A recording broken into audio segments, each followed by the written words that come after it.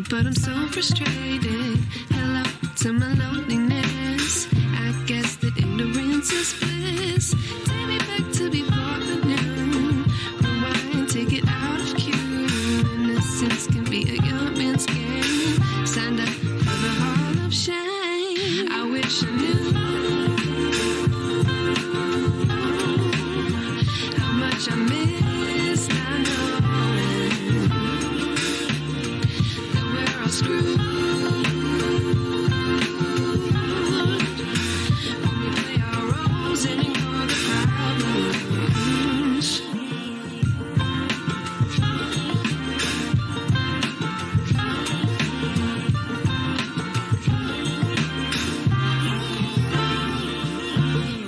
I like to be away my patient. Stay up, I feel so outdated.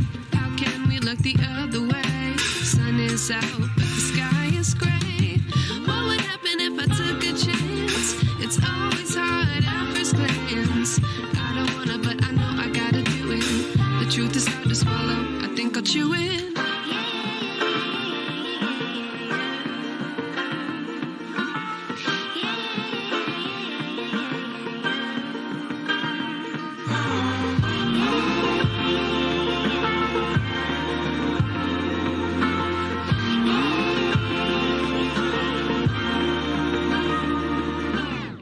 I wish I knew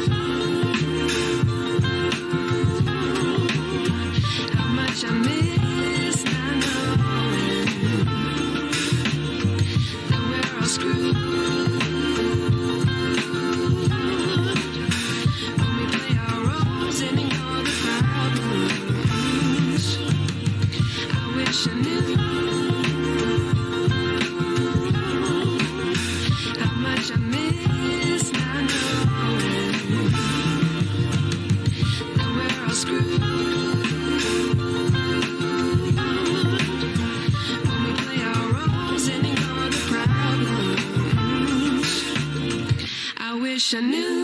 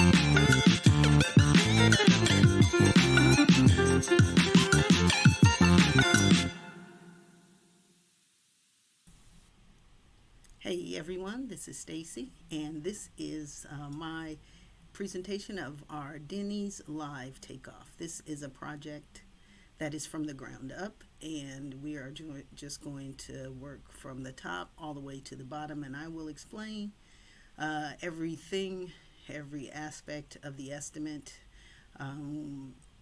We submit estimates just for fun and in the hopes that we win, and we often do for our clients, and so we're starting to do it for ourselves. So the more practice you get at this, the better you'll be. And so we'll get started.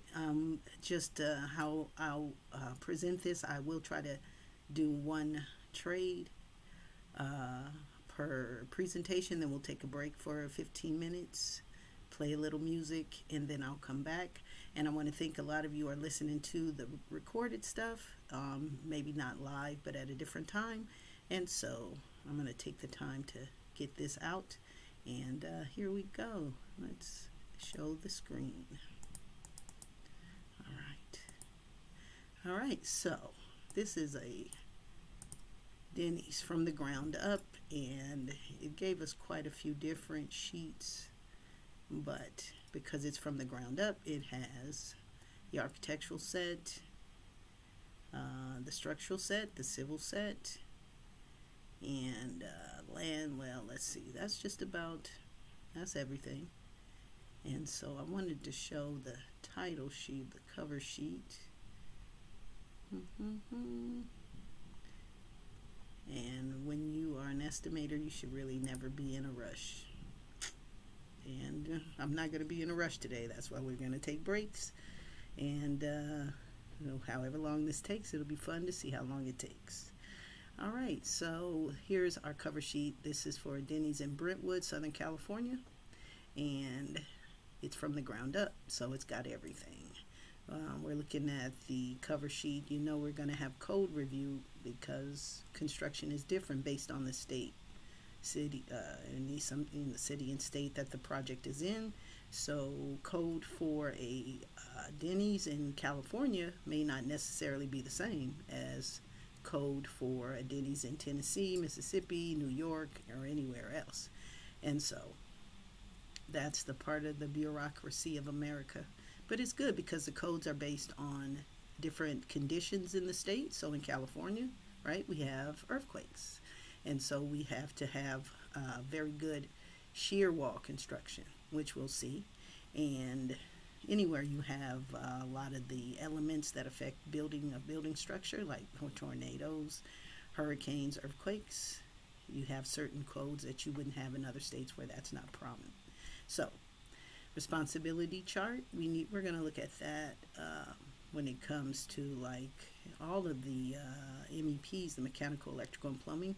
Do we have, because this is a big chain, usually they will provide their own lighting, just about everything. And so we want to look and see if who's responsible for different things throughout the project.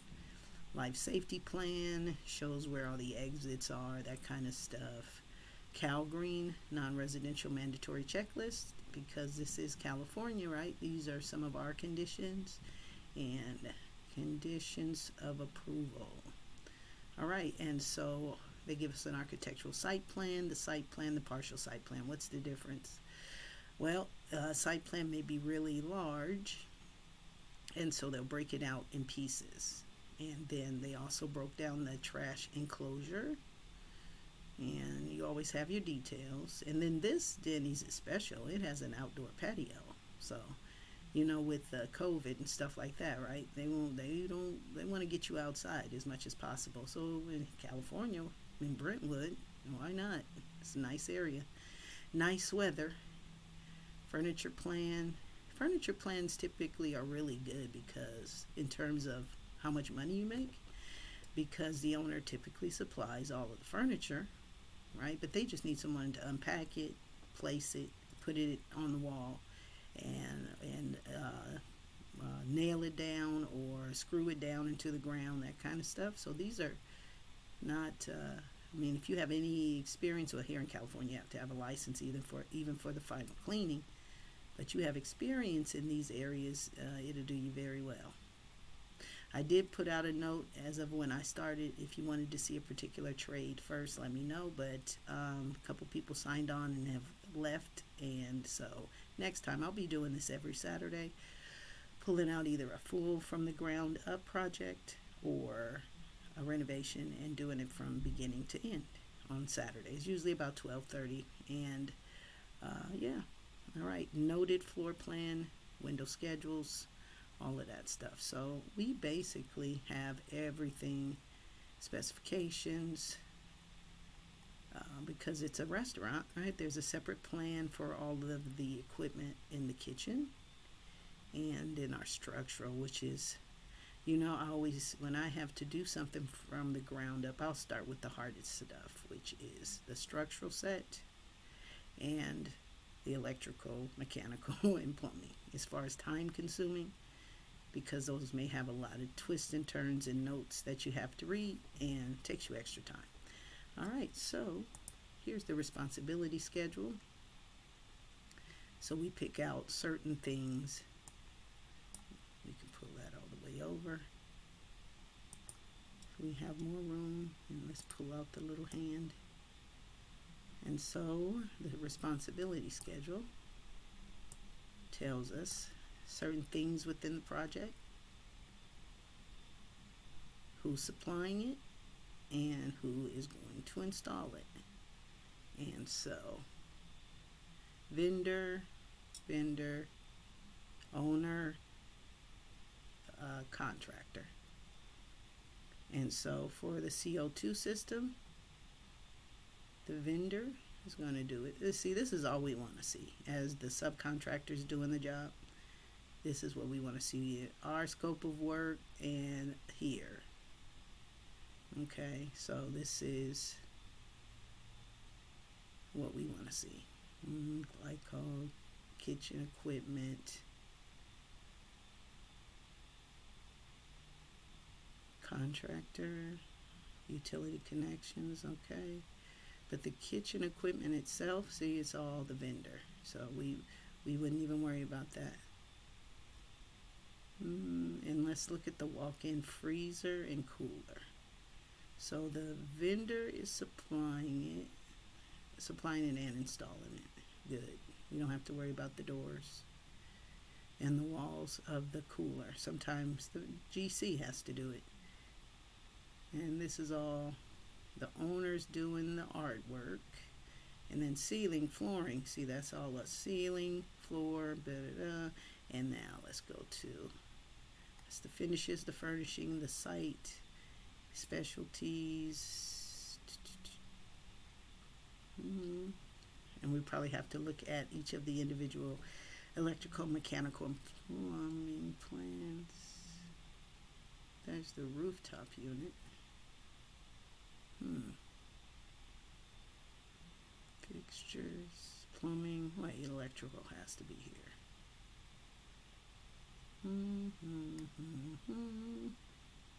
All right, we'll worry about it. Oh, here we go, light fixtures.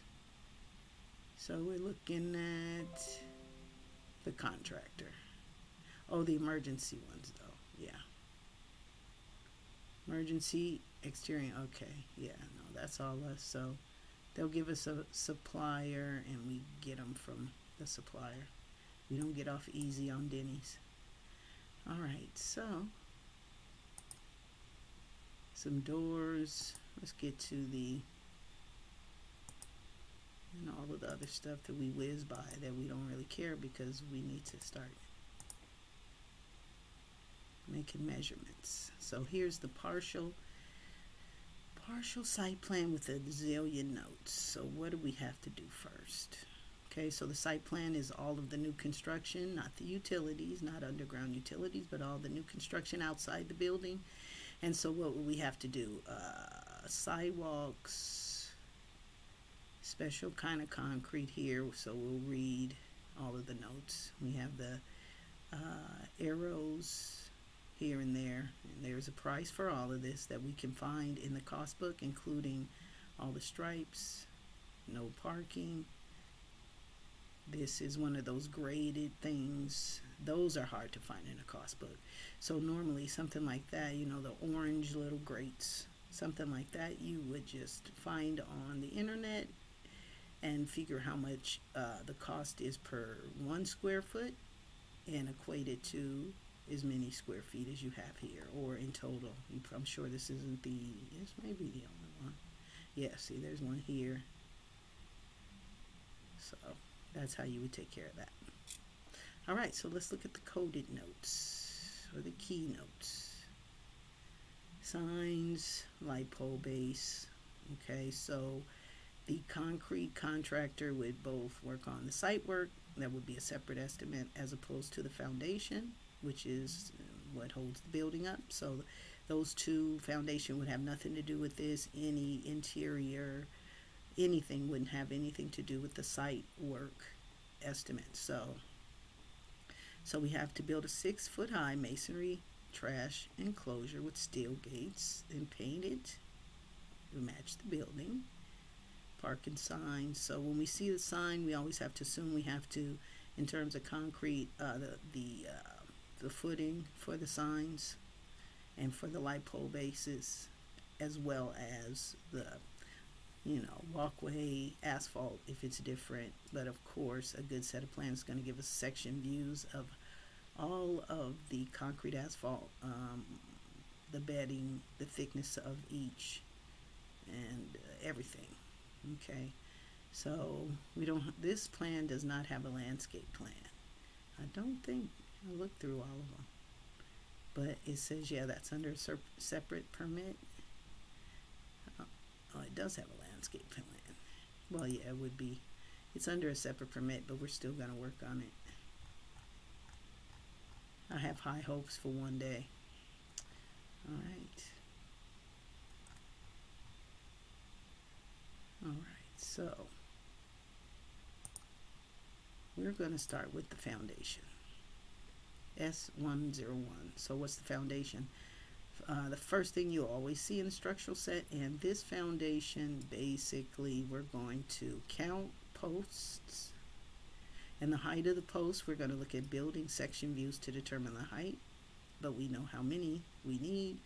And then again, we can go to the building section view. That's pretty much the best way to tell the height.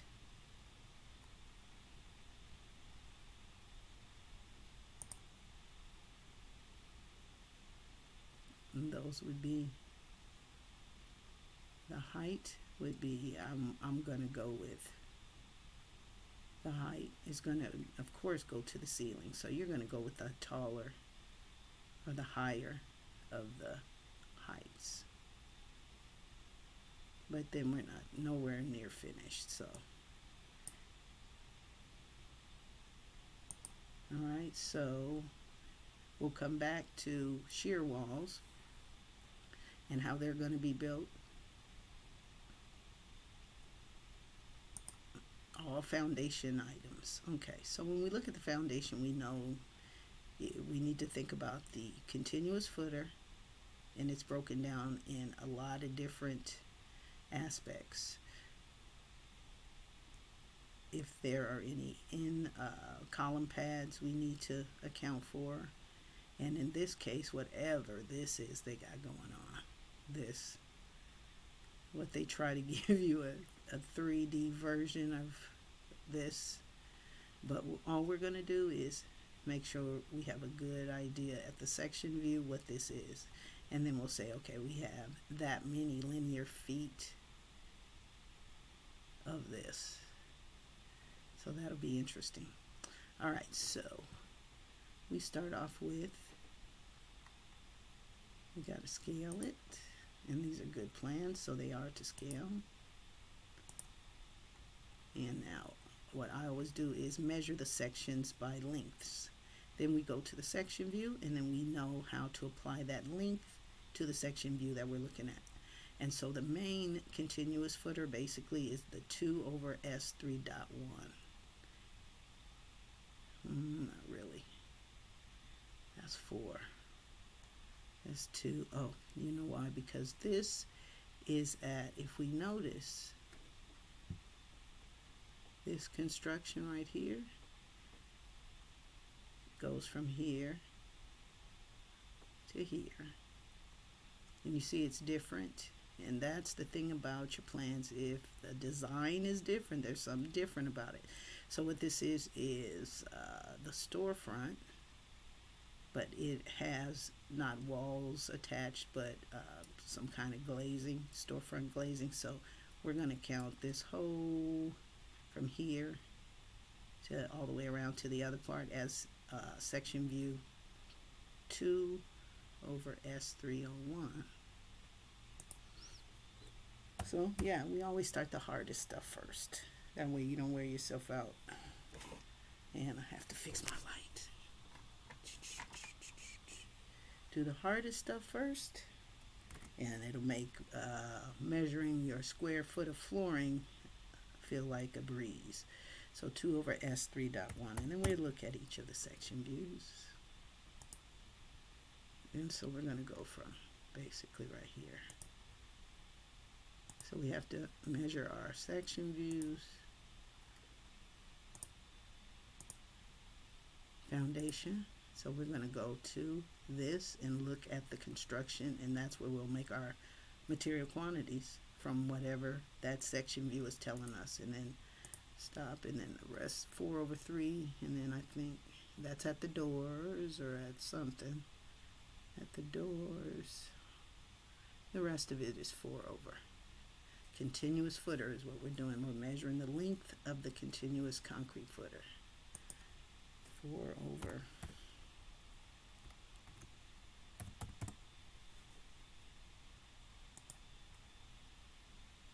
And then that's everything else. And then we're going to measure those individual sections. Just to, those are some, we'll take a look. No curbs. No curbs. You know, and it's all about the architect's imagination on how they make the plans. Okay, and see, this is another thing. Control joints at the foot, off center.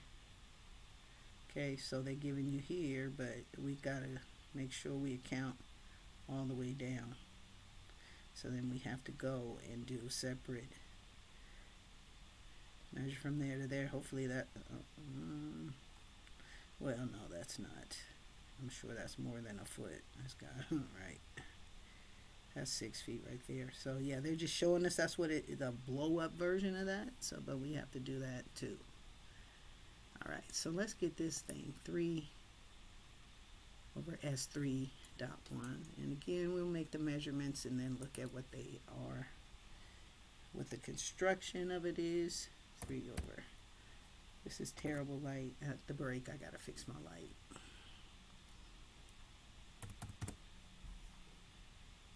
Okay, and so we just take it all the way there, and then I like to always go a little extra mile. That's that one. And what that is, I think that got put in the wrong place. I'm thinking that's supposed to be here, because I don't know why. A section view is supposed to go through a section of a wall, and so I think that's a that's something else. Okay, so this is a column pad, but they call it the square thickened slab. Okay, because anytime, you know, we're going to put that 4x6, anchor it in there, so that's a, so we can just call that a 3x3 column. Oop. Between the mic and no light. Alright, so that's that one. I think we only have, and this, I don't know what we doing here, right here. Because that's definitely not square, but I'm just gonna, because it, oh wait, it's a reinforcement. 4 number 5s, is that 4 number 5s? 3 number 5s. So, okay, I'm just gonna have to know when I do it, because they're different, and I don't know if they're trying to, I don't know what that design is. That's confusing. All right, now we just gonna, here, we did that. I'm gonna call I'm gonna shoot for the stars and say that is 7, because I don't know what that is. That doesn't mean anything. A section view just like these are supposed to go through a section. I hate when I find mistakes, because it's like, come on, you Denny's. That's why my pancakes don't act right sometimes.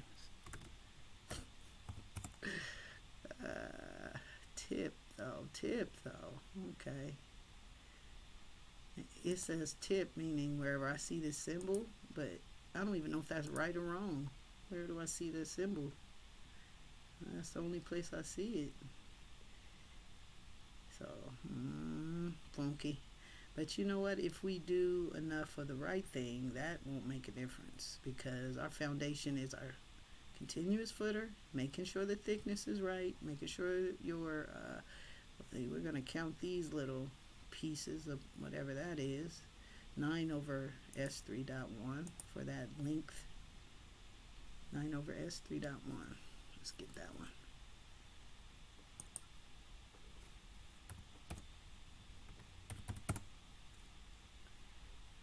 Okay, so, did I make that a link? Yes, I did. Thank you very much. Alright, so we're going to look and see what that is. That looks like it is, because if it was a doorway, it would have a door, but I don't know. We'll see. We'll work it out. And that, 9 over, and do we have any more of those? And they don't even have section views at the doors, so that's not normal. And okay, so we have some, this is I've never been to a Denny's with an outside patio on purpose. So these are posts for their little outside patio. There's a different plan for the patio. So, but we will count our 11 over S, because that's probably whatever that by that column pad with a certain thickness and the rebar. And section view 11 over S3.1 is going to show us exactly how to put it together. But this is our column. Hollow structural steel 4x4 by 3/16. So that's like anywhere from $17 to $28 dollars per linear foot. And those hollow structural steel, I don't do by the pound like we do I-beams, W-beams, all of that. Like the W10 by 17 or 85. We don't measure or price the hollow structural steel like we buy the pound, like we do the other ones, the I and W beams. All right, so for our foundation, so this is the thing that's a pain in the butt, because they didn't want to spend the extra money to give me all the lines. And so if I have to do the lines by every 12 every 12 feet, not inches. Oh, okay, maybe that is 12 feet. Okay, so that's what I got to do. I'm gonna call it the control joint, because this makes it a pain if you want to be real accurate. So you got to start at the end, and you got to go 12 feet like that, and then your control joint is going to go like that.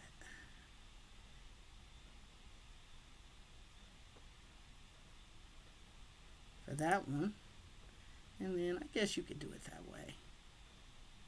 Then go another 12 feet. Ooh, look, I was almost perfect. I mean, you don't have to be perfect. Grandpas are using rolly pins. So if you get this perfect, you're beating a grandpa all day long. Alright, there we go. It's good enough. And concrete work is hard. Seen some folks. Oh my God! And don't let the form bust. Oh, please go find those videos.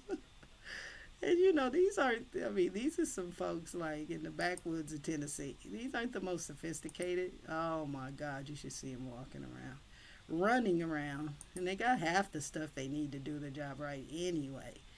I'm like, God bless you, okay? Hopefully you don't kill each other trying to do that. All right. Oh, form busting is the best. Yeah, you'll bust, it'll bust because this concrete gets heavy once it gets formed and poured in the forms. And if you don't get it right, buddy, your foundation, the little things, the bracing, oh yeah, that's good times. That's good times. All right, so that's our control joints if we did it both ways. And see, we're gonna have like this much extra because if I use this as my length, I've got this much extra, but I don't really care because we need control joints at the foundation also. I love that. I don't really care. You know, the thing is, you don't ever want to be under. You can be a little bit over, and you see how little bit over we always are, very little bit. But you don't ever want to be under. Under, they're like, yeah, you can have the job, and then you end up paying them to put their concrete in. And we'll have a video on how not to get done by a general contractor because Lord have mercy. I've seen some of the saddest stuff and it's like, you know what, you're going to go to hell for doing that to those people. You just go to hell, okay? So if it means that much to you to screw a contractor, more power to you. If you want to bolt that bad, you go for it. All right, so there we go. That is our control joints. And so let's just figure out our area for our concrete, right? Then we got to change that to cubic yards, dividing by a third, and we'll get cubic feet. Divided by 27, we'll get cubic yards. Because I thought I saw 4-inch concrete. I don't know, it may change. It may change in the middle, but let's see, foundation. Okay, if you're just joining, we're taking a break per trade, I guess you can say. So we can stay fresh, all of us. Because we're going to try to do this all day today, and then hopefully somebody will learn something. Stop. 3284. All right, so that's our foundation, and it's 4-inch. I was right. All right, so if we did number 4 rebar by the 18th, clean sand tube, we can do all of that. We can find all of that because we're going to use the cost book too to see what something like that looks like. And what are those clouds? That means that they made a change. Let's see what 5 is. They made a change in the original plans. And so instead of drawing up a new set of plans, they will tell us they'll put something in here, but that's 1, that's not 5. And they'll tell us, that's usually in the notes, but because we've already found 1 mistake, they probably mean 1. We'll probably find a lot more mistakes, but we'll figure it out. So cubic feet would be 1/3, right? So the square foot divided by 3, so that's like 1,000 cubic feet, and then divide that by 27, and you have your cubic yards of concrete, and that's what you need. All right, so one last thing for the foundation, you got to take that off. We need to count the posts and the kind, and we know that by means wood, and we knew that the HSS, those were hollow structural steel. So, and we just have to do a little counting deal here, and again, we're going to take the height of the highest point of this roof as the length of the post. 6 by 6. I already know, because if you've done it a zillion times, you know you're talking about posts. And then you got to count them, and we got a 4 by 6, but we'll do that later. And then what we also have to do is look at the details for the post and our our big old bolts we got to use. We got to figure out how many of those we need. And the column plates, the plates that go on and in. That's the hollow structural steel. All right, I'll try not to give you a migraine with this going back and forth. All right. And so you just click on where you see it that way. Okay, that's keynote number. That's the little one, number 1 we saw down there, but they got to show me where they put number 5.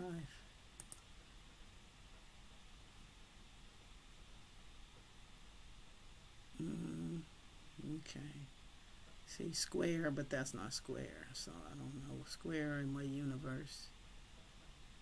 But see, if I don't even want to use that area because it's not square. And so I don't want to, it's not a square. So I don't want to come up with less concrete than I'm supposed to because they drew something that's supposed to be a square that doesn't look like a square, and if I measure it, it's not gonna be square in terms of area. So we're just gonna use our handy dandy cost book for a 3 by whatever it is by whatever, 3 by 3 foot by 3 foot with that number 4. See, and we could just get the pricing for that we could do that separately, and then I mean, how easy, well, top and bottom each way, what's the distance each way? See, number 4, we'd assume it's 18 inches each way, but it's only 3 feet, so they got to give you more detail if they really want you to do a good job. But they say, hey, if you've done this before, you should know. Well, my estimator wants to make sure they're right, and who knows if they're right. Okay, so estimators look for detail. Okay, that's the deal.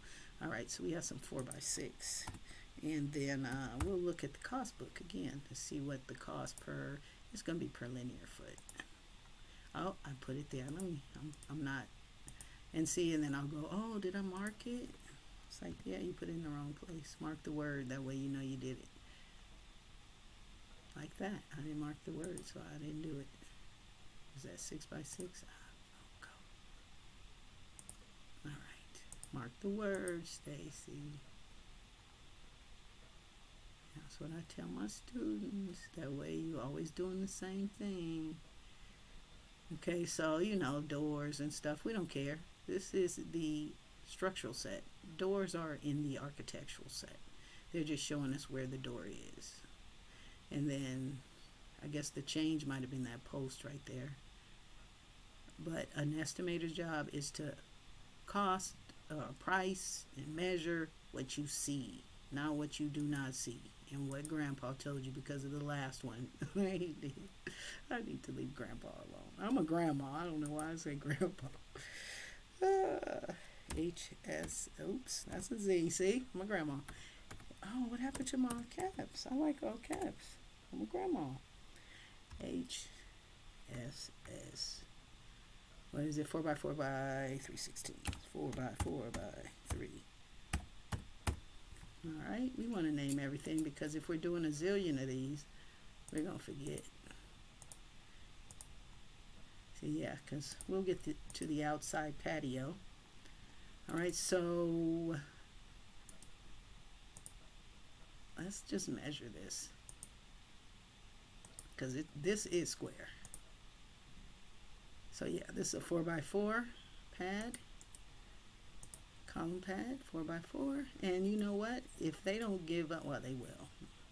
They will. They'll give us the rebar configuration at this. But even if they didn't, if you have a good cost book, keep going back to that because I do step 1, step 2, step 3. Step 1, what we're doing right here. Very, very accurate takeoffs. Step 2, a good cost book, not only for the cost of the material. You can get that when you win directly from the supplier on the day you need to start the work because with COVID and everything, prices change weekly, especially for steel, for joists, for everything. And then step 3, did I say step? Step 2 is the cost book, and you use it again, material, but more importantly, for your man-hour totals. And let me just go there real quick. If you want to win at competitive bidding, you have to know how long something's going to take. All right, so we were working on something before. Here is the cost book we use, Craftsman's cost book, been around forever. Okay, I don't question if this is right. I question Grandpa that said, oh, I can do it in 4 hours. I'm like, well, the cost book says it's 10, and I mean, do it in 4 hours, but you're cheating yourself, Grandpa. They already want to cheat you enough. So you want to make sure you have all of your stuff, everything accurate. So man-hour totals. This is telling us how long something is taking per unit. So if I'm going to cut and fill, I know it takes 0.22 of a man-hour to cut or fill 1 per unit, 1 cubic yard. So same thing applies when you are doing anything in construction. So those are 4x4 column pads. And all right, so let's just go very quickly and take a look at the section views. So let's look at, because they're all at page S301, and hopefully I marked it, yes. All right, so 2 over S301, if, let's see, I had 2 over S301. Let's go back to that. Where is that? That's this section. So we had 93.4 linear feet of that. 2. So now I'm going to do the takeoff. I say we have 94 feet. So we have 94 feet of this footer, right? Because this is the continuous footer at, I believe it was at the front door, but we don't, well, this is the header. Yeah, this is just, oh yeah, okay. This is showing us the bottom of the window, where that's the window. Okay, so 3 bottom plates at that window. You have the sheathing, that's the exterior. The sidewalk will be in our site plan. And continuous footer. So I know that it is, are these to scale? Yep. So I can measure the square feet of that. That's 2 dimensions, and then times that 94-foot length is 3 dimensions. So that's cubic feet, and then I can divide by 27. That's cubic yards of concrete. So let's go 3/4 equals 1.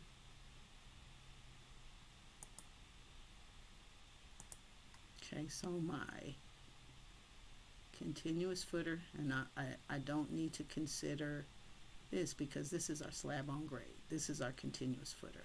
Now I can use this to determine formwork too.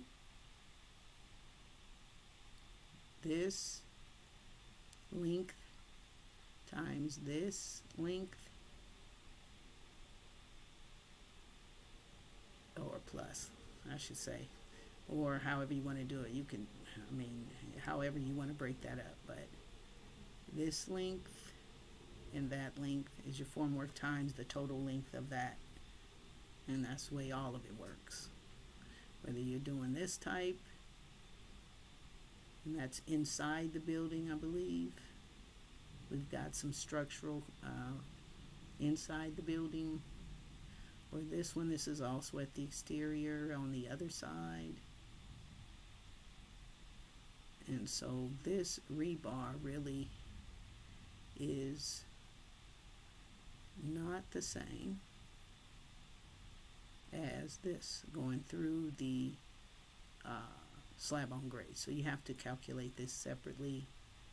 That length, and it's the placement.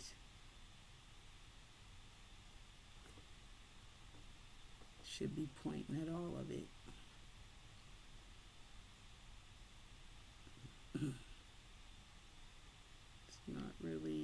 So you got what? These two are continuous. And see, I still got to look at 1 over S. Okay, let's look at 1. Yeah. Okay, that's going to give me this. That's good. At least it takes you to a good place to where you can figure it out. So 3 of them, 1, 2, 3 times that 94 feet is that number 5 rebar, and then this is number 4, and we're going to put that every 18 inches along that 94 feet, right? So beginning at 18 inches, skip another 18 inches, that length. Very easy to do. And so what do we have? That's about 2 feet. I'd say that's another 2.5 feet. So 4.5 feet. So you have to figure out how many placements. If we're going to put it at the 18th, so it's 94 feet times 12 gives you the inches, divide by 18 tells you how many placements, and then however many placements times 4.5 linear feet tells you how many linear feet of number 4 rebar. This is the estimator's job. This is what makes the estimator golden, to be able to go from this, break down the section views accurately. They did a pretty good job right here. I mean, they didn't really have to put both of these, because we know it's going to go all the whole length of this front area. Okay, we know it's going to go the whole length. Did I go on here? What did I cut off? Looks like I cut off a piece. I don't know. Okay, so you go from those section views, right? Those section links from the plan view, right? And the section view's only job is to say, okay, I'm going to pretend I'm a knife, right? And I'm going to cut the foundation in half, split it, and then I'm going to set you inside. And this is what you'll see if I cut it and set you inside. Now you can go ahead and tell me how many linear feet of sill plate you need of 2x6. Well, the length of that section.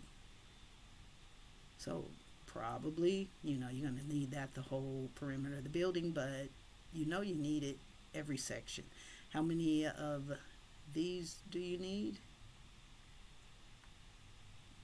Well, how do we tell? Well, we're going to put those every 32 inches.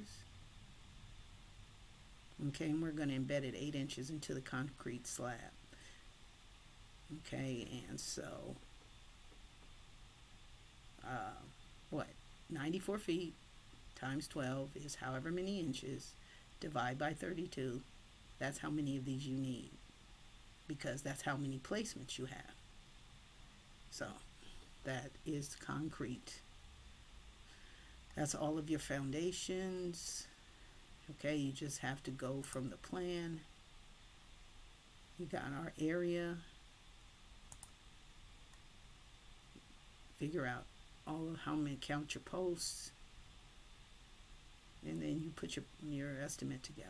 Part 2 will be putting I'll do individual videos, and I'll make sure to position that Excel spreadsheet correctly. I know there are quite a few where they're off and you can't really see it, but we're learning as we go along. So 13 years ago, I was a claims adjuster, a construction defect litigation adjuster with a degree in electrical engineering, and now I've been doing this for 13 years because there's not much difference from a electrical plan, which is my favorite, and any of this other stuff. And so it's just about taking your time and doing your thing. All right, so I'm going to take a quick break. How long have we been going now? Yeah, almost an hour. So we'll take a 10-minute break, and then we're going to do some roof framing. That's part of the structural set. And so, yeah, we started at the bottom, which are the post and the foundation, right? And then now we're at the top of the building. The structure of the building is the bottom and the top. Basically, the bottom is the foundation, the top is the roof, and the roof is a structural member. And so that's where, when we talk about the roof, we start to talk about headers and what headers are and the purpose of a header and all of that structural stuff. Or when we have holes, openings in the roof, we also need to shore those up, and for what reason? So our rooftop units don't fall through. And so yeah, on our roof, not only do we have the roof trusses, some lateral stuff going on, also we have some LVL beams in here, and a lot of other stuff. So we'll take a quick break, and we'll be right back.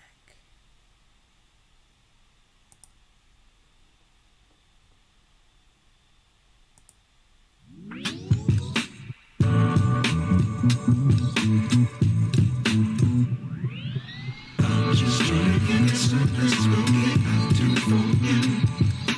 I'm just trying to give you something. I'm just trying to give you something spooky to forget. I'm just trying to give you something.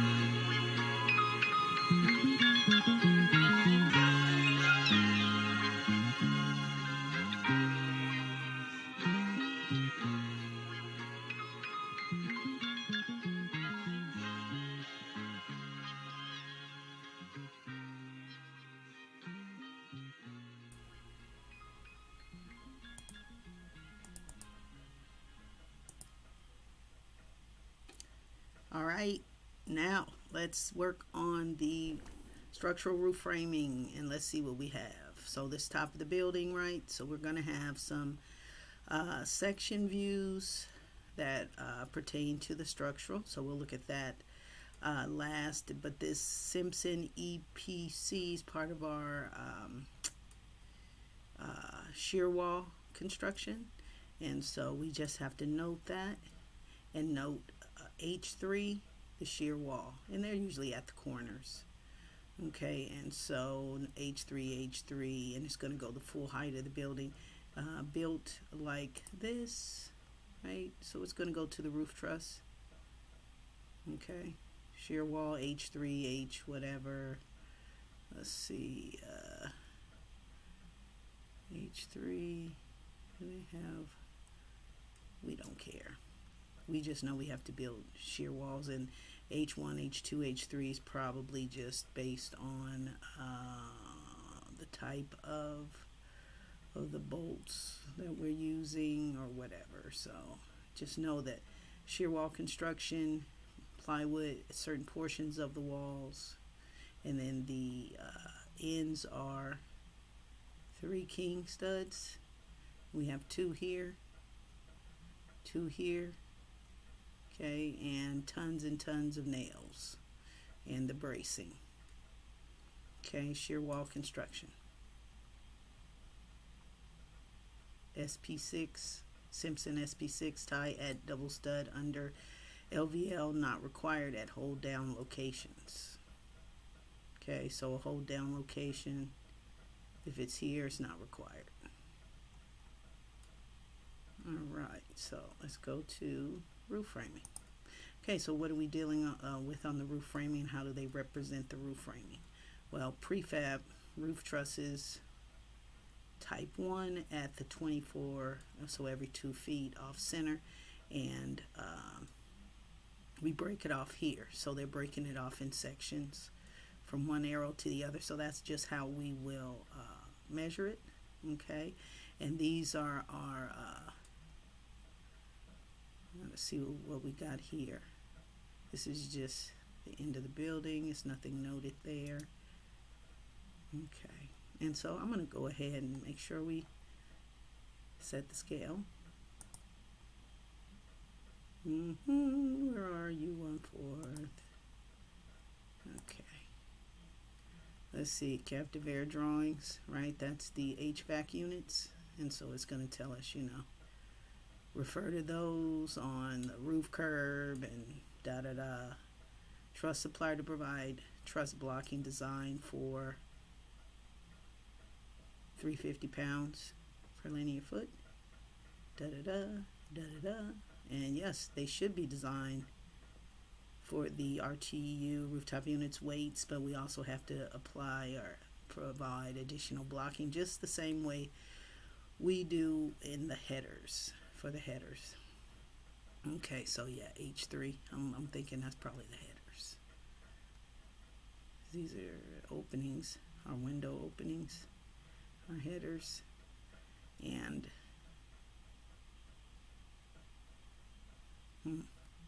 okay. I always want to take a good look at your, let's see, we should have the post should be noted on our framing plan. Okay, so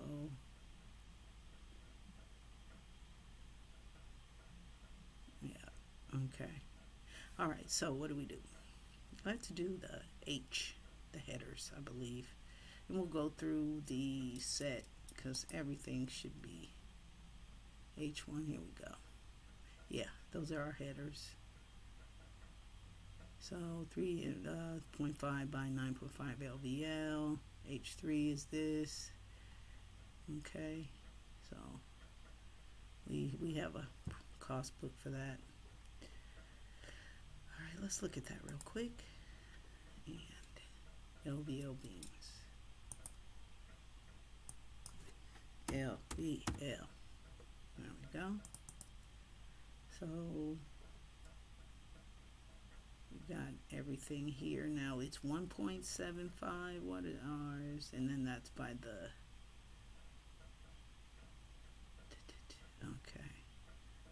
we have two, and it says LVL beams, laminated veneer lumber, 1.75 times depth of beam, usually used in pairs.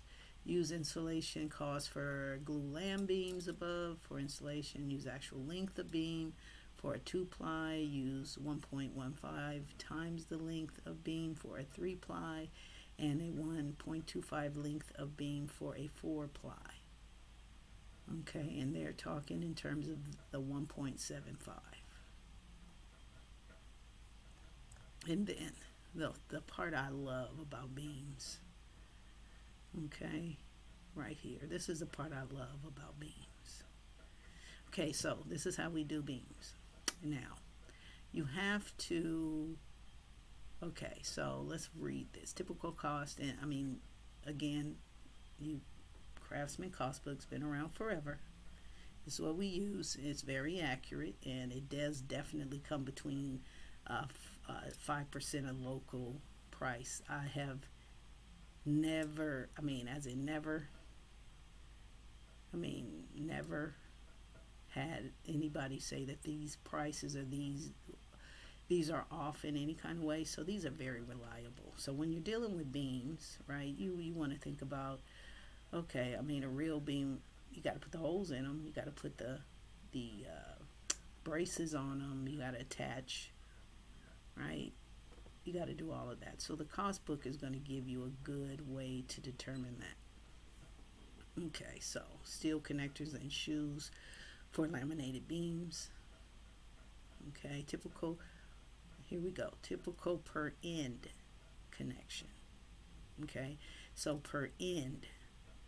So we will say, I normally price this per 2 ends per 10-foot length.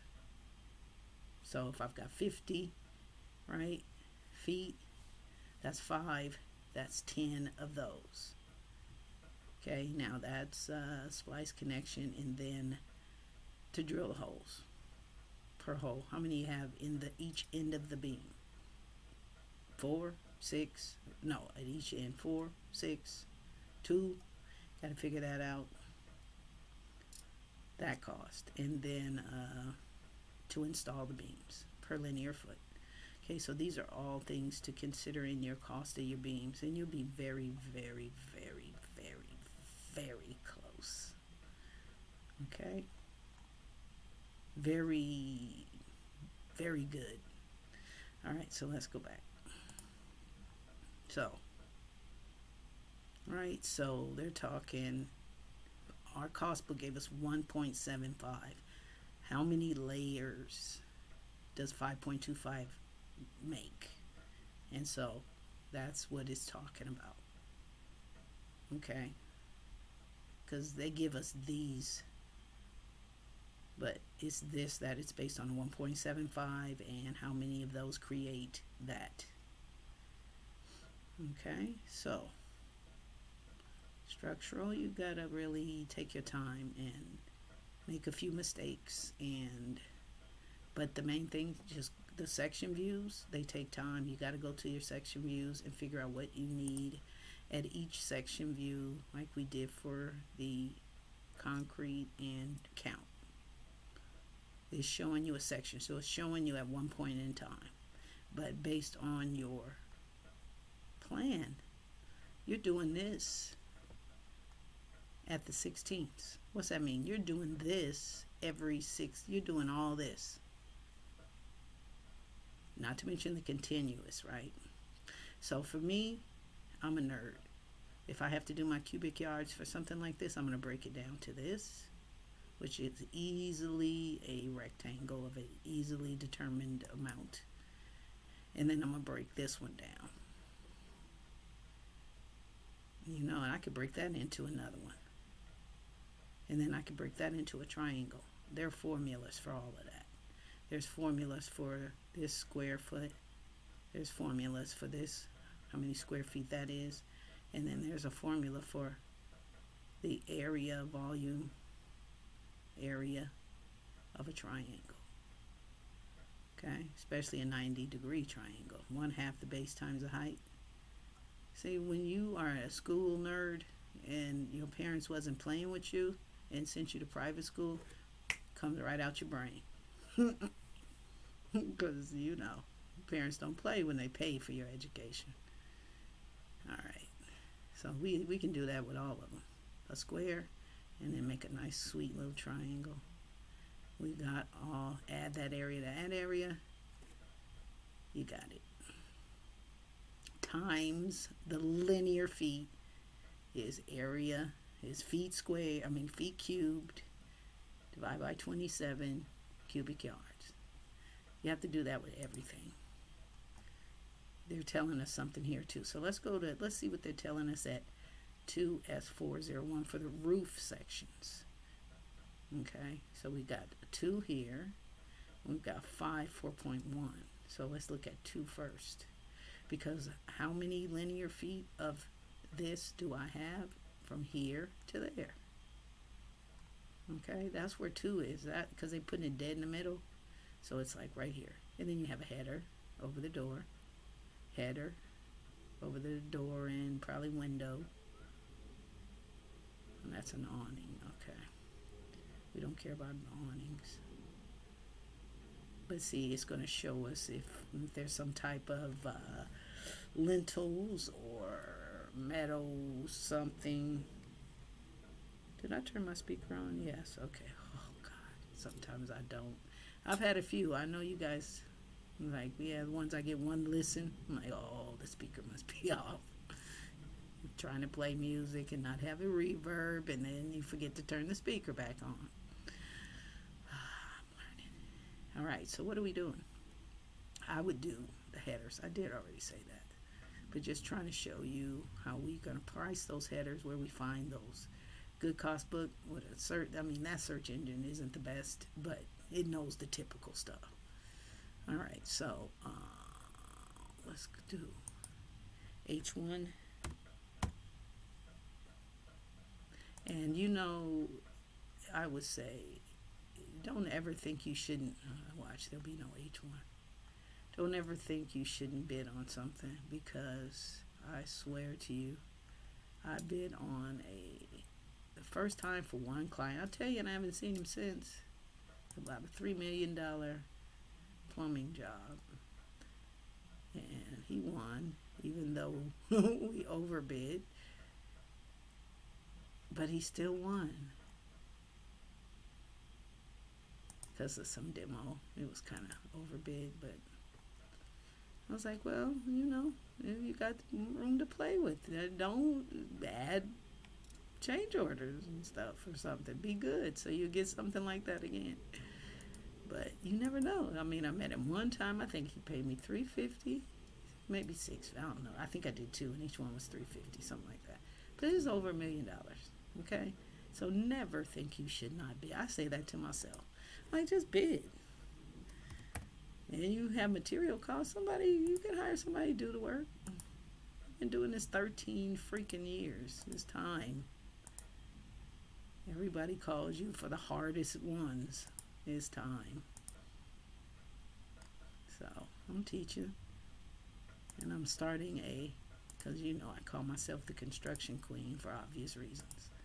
But it'd be a really good thing if there are a lot more women in construction. So I'm going to start a program. Oops, that's it,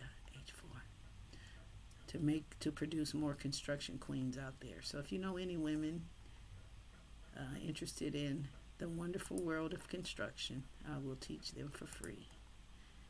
Well, not really. Depends on income level, but because there really should be more women doing this. And then 94% of my view guys are guys. That's like 6% are women. If I met somebody like me on Facebook or wherever, I'll be like, man, you know a lot for a girl. I'm like, yeah, well, that shows you girls can do just what boys can do, and we have babies. All right. So we're doing all the headers because if you know me, we like to do the things that are the easiest, and we don't want to make a lot of mess because we got to go back and maybe copy over the mess. And if we can't see, just like the conduit, right? Oh my God, that gets to be so messy if you don't have a plan on how you're going to lay it. And really, you're not trying to say exactly the amount. You're trying to make a good faith effort to, if I ran it this way, it would be correct. And if in the specifications, right, if there's a specific way, then, you know, go ahead, electrician, and then tell me I got to do something different, or, you know, it's not going to make a bit of difference. Okay, so look, we have this LVL beam, but we also have a section view to look at, because somehow it's connected to each of the roof trusses, and they want to show us how. So we're going to, we got to count for those Simpson PCs, Simpson EPC. We got to count those and then figure out what they are later. And then the last thing we'll do is take the square feet total of the roof trusses, or really, if they're probably, see, they're going from, you got to show them, do we have a section view here? Because what's the length of the roof truss? I mean, some of them can be up to 53, let's see, feet across. Oh yeah, so they probably go across the whole building. So I could really just count, right? They're all the same size up to here, right? And then they transition to a little longer at these points, right? And then we go back here and they're all the same size. So I don't really have to do by square feet, because what do I have to do? I have to order these by each. How many do I need? And so we got something different going on here, girder truss. So it's a little different right there and here, right? So, I mean, really, I should just count how many we need, not do square foot, because that doesn't help you when you got to order them, right?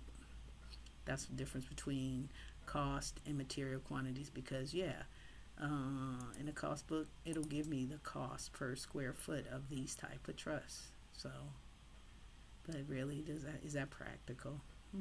Not when you can just count them. And then, you know, they are whatever this length is. What is that? 18, 48.87. Okay, and so we need 1, 2, 3, 4, 5, 6, and then we 7, 8, 9, 10, 11. And then this size is, so 11 of those, and is that 25? Oh, that's crooked. Let's do it again. Oh, you know what? Let's just delete that. That's ugly. We don't like ugly. Yes. Let's try it again. We won't name it. It's just us. We don't need to name it. We know what it is. So what is that? 25.412. And we need 1,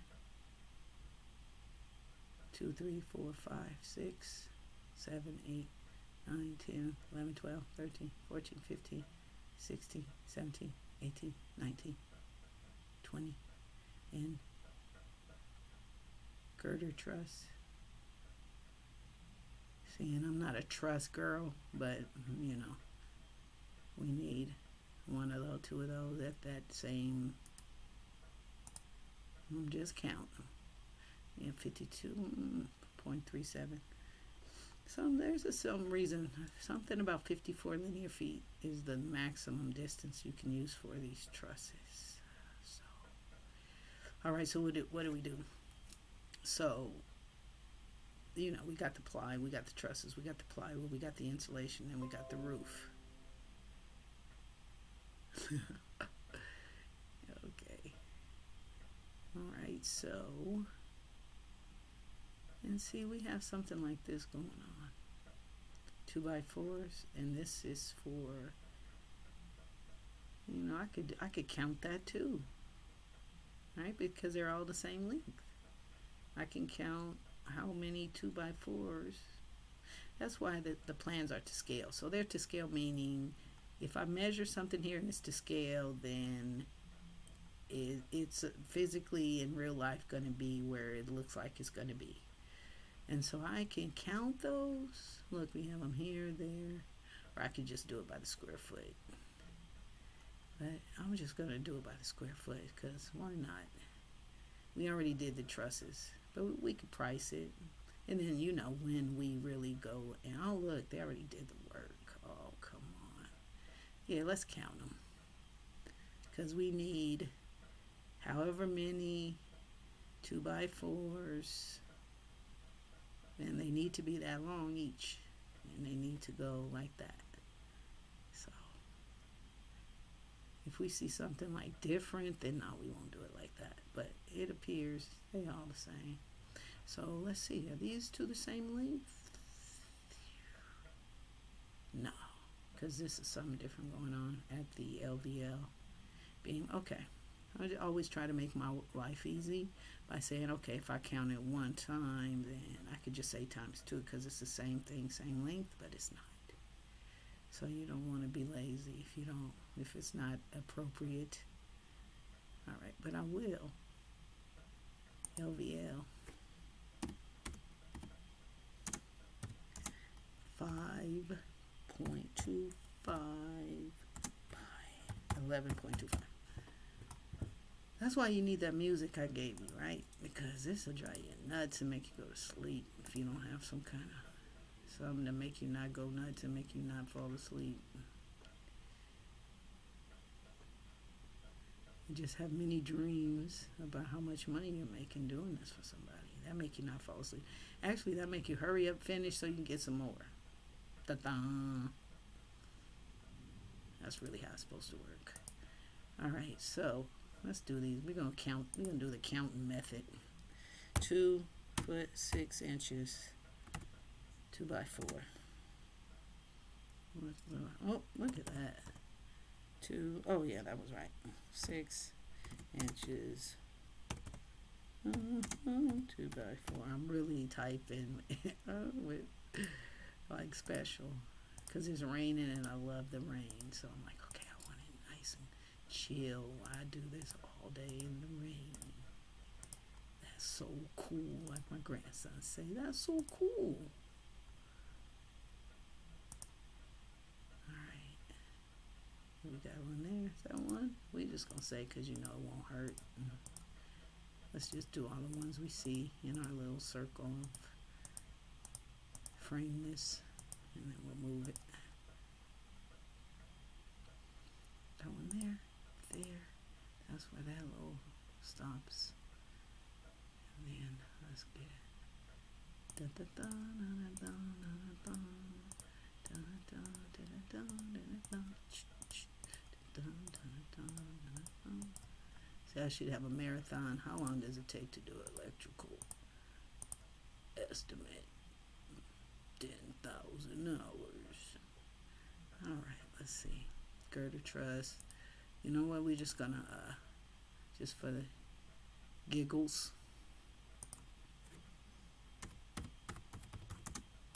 I'll be so happy I did. It's like if you're gonna do the estimate, you might as well do it. You don't talk about it and then not make the measurement. Because guess what? You gotta go back and make the measurement tomorrow or something. On Monday. All right. So we know 11 and then some other number for the other trusses, so we won't trip off that. And let's do, we have H4 over here. We left out of our lives. We don't want to do that. And we're going to do some section views. Let's just look at them. Let's see. Anything that stands out other than, okay, it's telling us how heavy these things are because we need to make sure we shore them up with whatever we need to do that with. Why isn't it telling us something specific? I don't know. Yeah, right here. It's like, what? Who? Okay. See, look, detail for that. See, Let's go see that. 3S201. 3. Okay. Alright, I like it. Alright, square or rectangular, depending on what you got. So that's the typical thingy right there. And section view is right there. Opening. Okay, so that's our opening for our whatever it is. And then we have this. So we're basically, this is the plan view, right, of that. And then this is a section view at where we got 2 and the truss. Okay, truss right here.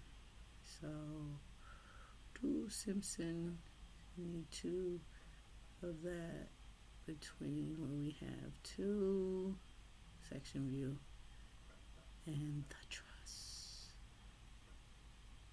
The truss and the 2. Okay, here and here. Okay, So 2 times. So here and here, and then here and there, and then here and here, and then here and there. Because why not? Yeah, okay. So let's go back. Oh, too far. Alright, so they're talking about our deal right here, okay?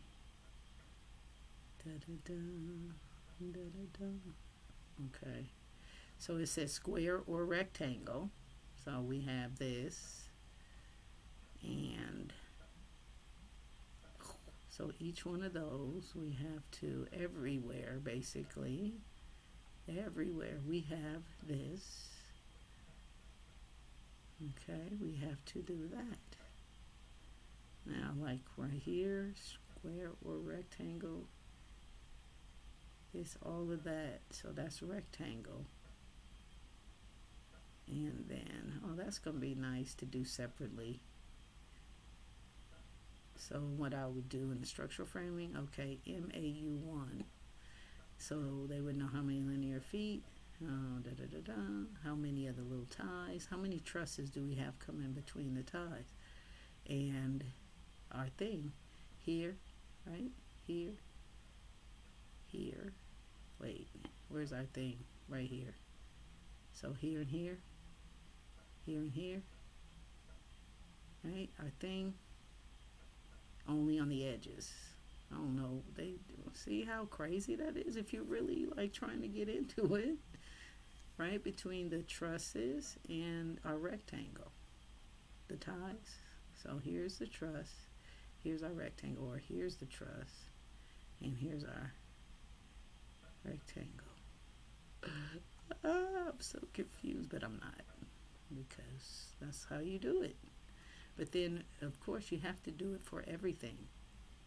You have to do it for, now, whereas it said don't say nothing about a circle. So, I mean, I would turn the circle into a square and do it that way. But you can't just say, oh, to hell with it. We don't care. Leave it out. Okay, so you can't do that. Okay, so all these things I counted, the rectangle and square stuff is on top of all those things I counted. Why not? Right? It has to be.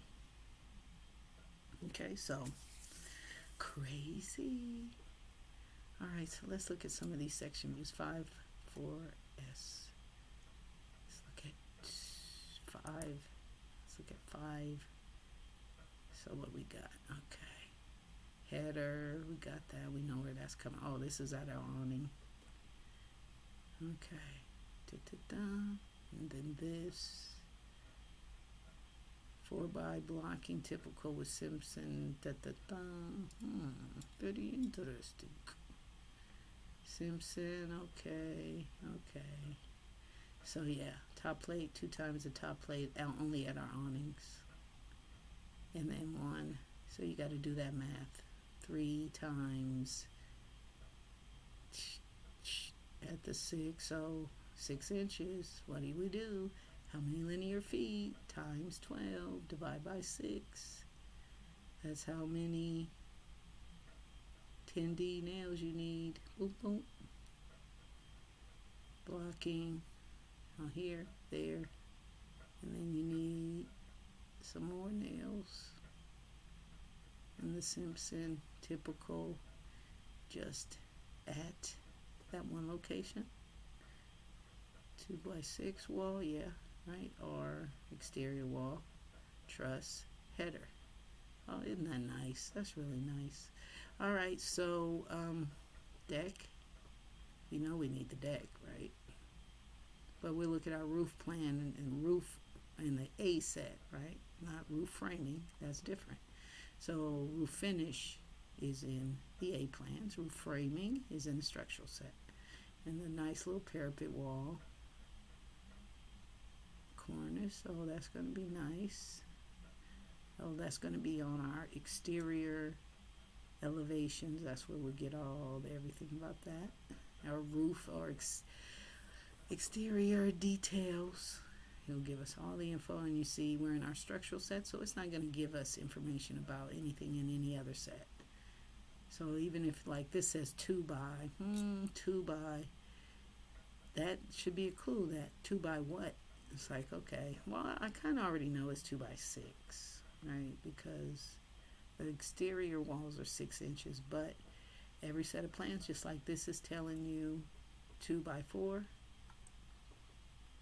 Well, this is telling me it's probably more specific in the architectural set, because this is basically a wall that's not a structural wall, this part of it. And so non-structural walls are in the architectural set. So that's that.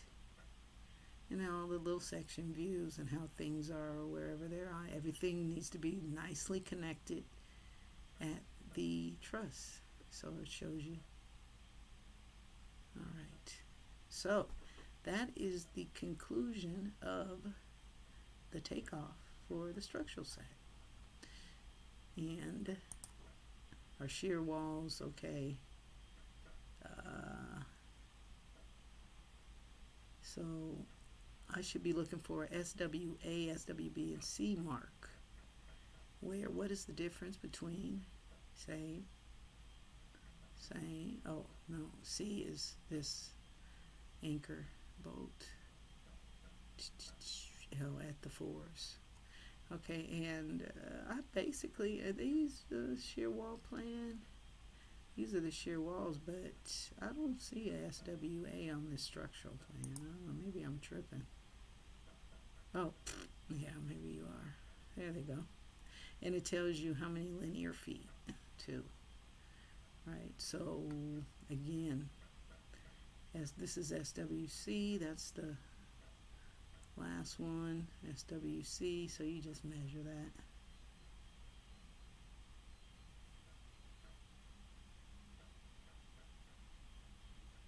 SWC, C, like everything here. A is the full length of this wall. Okay, so let's take that off. And that'll be the last thing we do before our next break. Okay, so the shear walls. S, the other S, SWC. And so we're just going to go from here to there. And they're all sticking out here, so.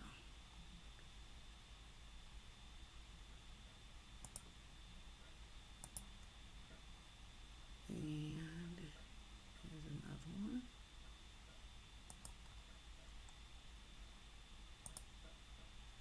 And that's A. And let's see what we got. 3 of them here. So we've got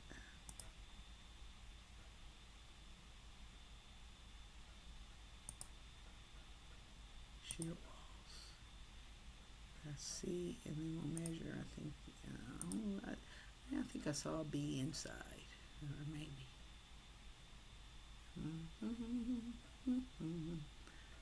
There's a C inside along this wall. And then let's look at 3 S301. 3. All right. Okay, shear wall. Yeah, it shows us. Yeah, that's pretty simple.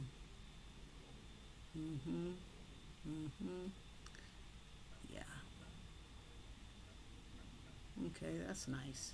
That's not, that's nice. At least we don't have to worry about how it's supposed to go against the wall, because this is how the shear wall is supposed to be created here, depending on whether it's A, B, or C. See design note 1. Okay. 8D nails, spacing, see the schedule. Okay. It's very important not to half do this. That's why it's good to have inspectors.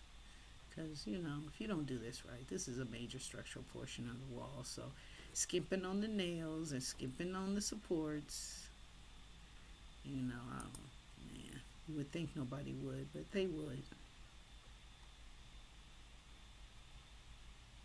Alright. But you know what? When the building falls, then they just see who built the building. It's really just that simple. Construction defect litigation adjuster. It's really just that. They don't care how many years, okay? Most, you have a 10 years on the building of a building from the ground up. So, build it right so they don't come back after you in year 9.75. Alright, here we go. And this is shear wall A. Alright, so that is going to be the full structural and all of our detail views, all that stuff we looked at to see the details.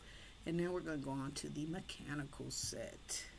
So we're going to take a quick break. Let me see what time it is. Okay, with a 15-minute break. We'll be back, have a little music. Hopefully we can get it to stay on. And we'll be back.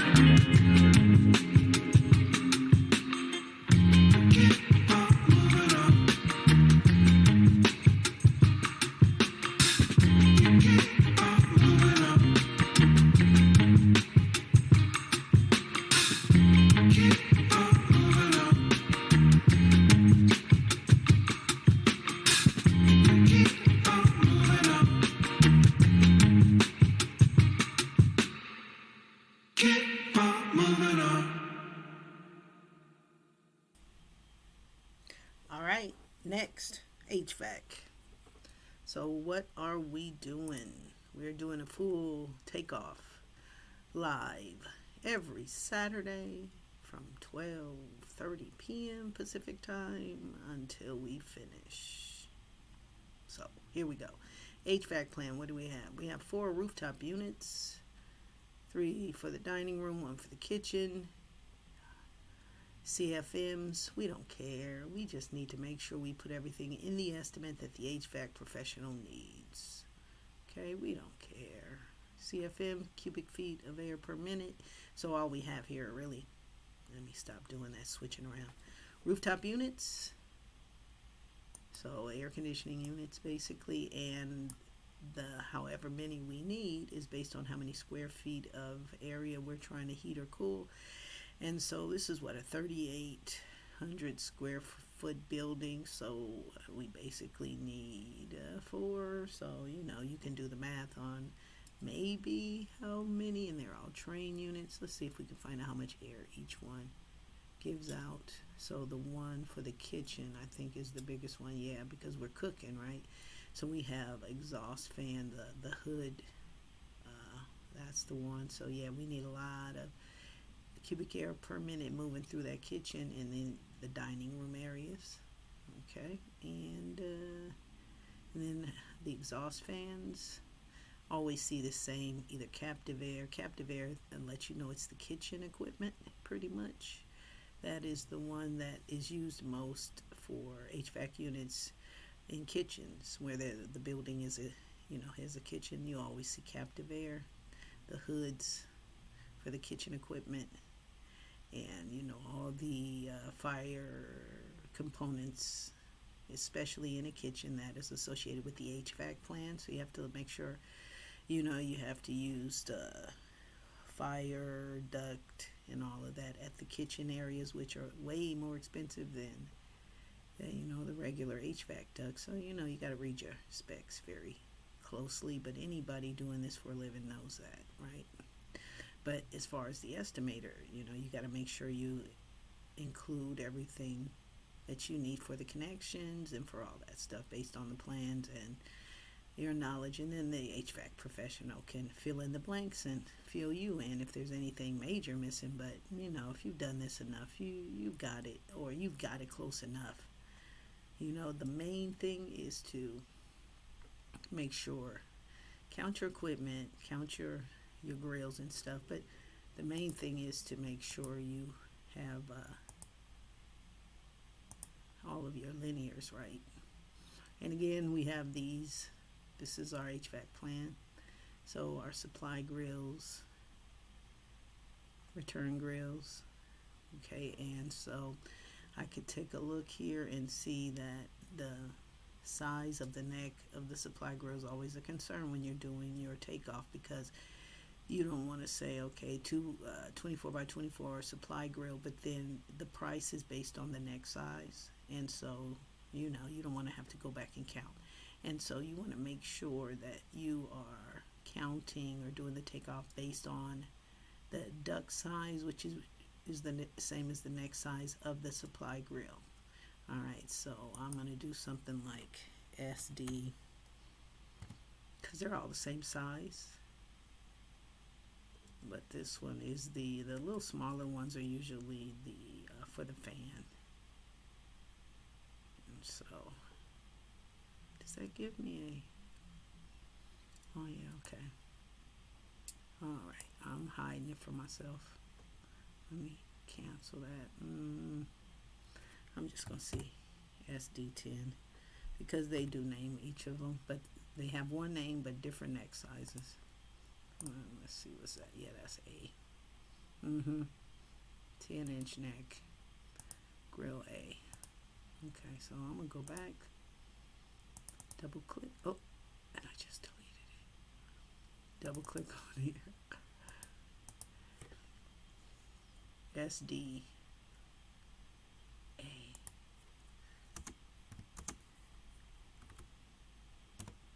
Forgot I got caps on. Oh my goodness, Stacy, come on. Everything doesn't start with an S. Okay, 10-inch, okay. Now I gotta go back and count it. I I deleted it. See if we have any more. That's the same thing. It's 12, 12. Of course we don't, right? Okay, yes we do. 10, 10, 10, 10. That's 8, 8, 8, 10, 10. It was worth it. It was worth it. 10. And I'm assuming all these are the same. And that's an 8. I mean, they make it. Okay. A 8. I hate going back and doing it once I've already done it. Oh, look, that's telling you it's a 14. Oh, that's a. Return grill. All right, so let's go to SD. What do we got? F. 8-inch. Typical 4. Okay. Oh shoot, let me make sure mine didn't change on me. For some reason they named it something different. No, they're okay. Cause you know, it's like, what are you on that you're making it a different thing? Why don't you just say it's the same? It's like, what are you on? Why you gotta make our life difficult? Ain't this bad enough? Look, I knew I left one out. Damn it. It's like, it never fails me. Bam. I got it. What's this one? Did I leave you out? Let's see. We got this situation and we got this going on. No, that's 12. Okay. All right. Oh, that's 22, but then that's an 8-inch. Okay. Let's do SDF. SDF. I need to move this because I'm acting like I don't know what I'm doing, but I really just I really just can't see my letters. All right, here we go. That's better. All right, what are we doing? SDF. SDF is in Felicia. Felicia. All right, so we got to make it an 8-inch though. Let me go back and make sure. In a minute. Okay. So sometimes your eyes just got to blink out and just look for the symbol. Don't worry about it. Let me just blink out.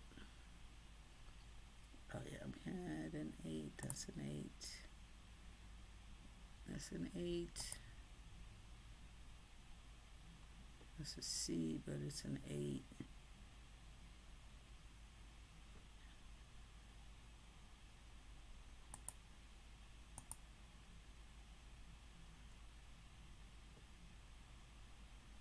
That's an A, but it's an 8. Okay. Typical of 5. Oh, God. 1, 2, 3, 4, 5. Huh? I said it was an F. It's so stupid. This is where it gets dumb. But it's okay. It's alright. 1, 2, 3, 4, 5. No, maybe, let's see.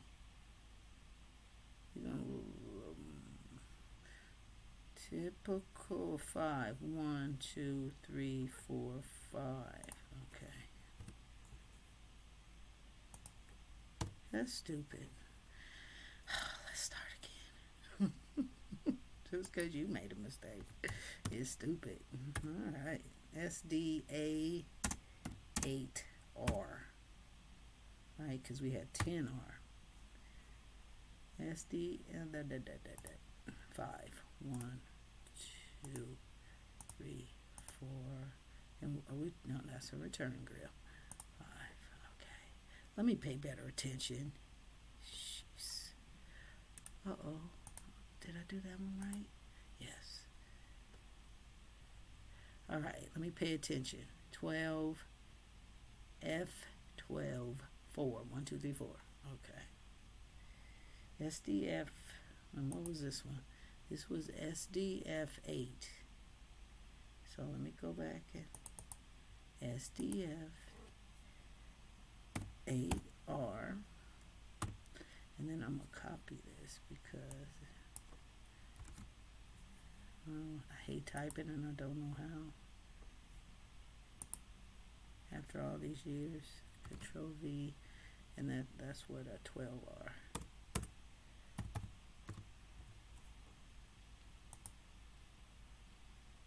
1, 2, 3, 4, and that little diddly over there. And then that's our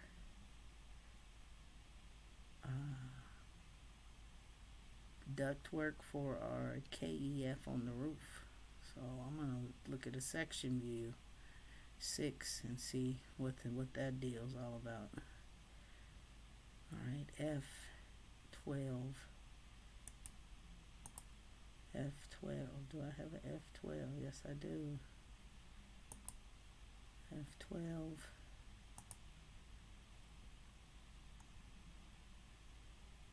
All right.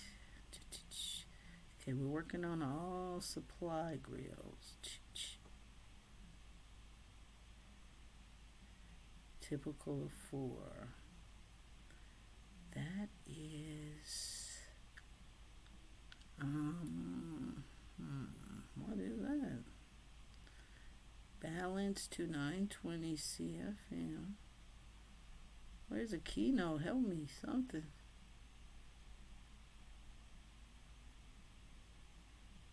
Okay, let me,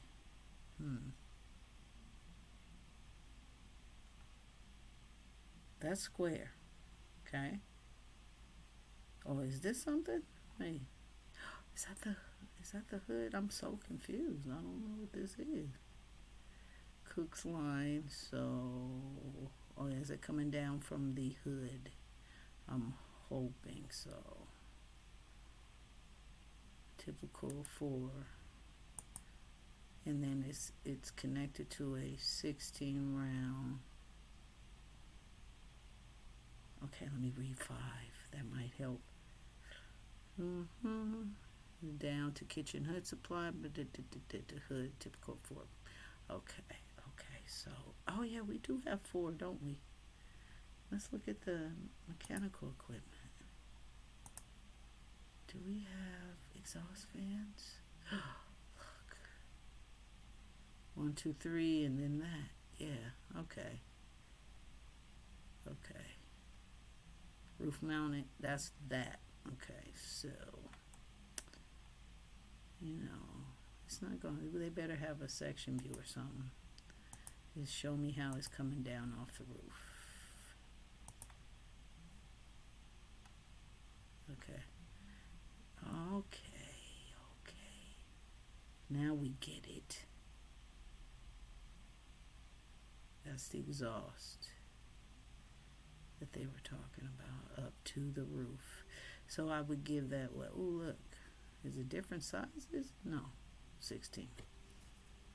Okay, so let me take care of these first, because this is, so I'm just assuming, don't assume, we got to look at the units, the fans themselves, and there should be a section view to tell us. I mean, I can measure it. I mean, that's not rocket science. Let's see.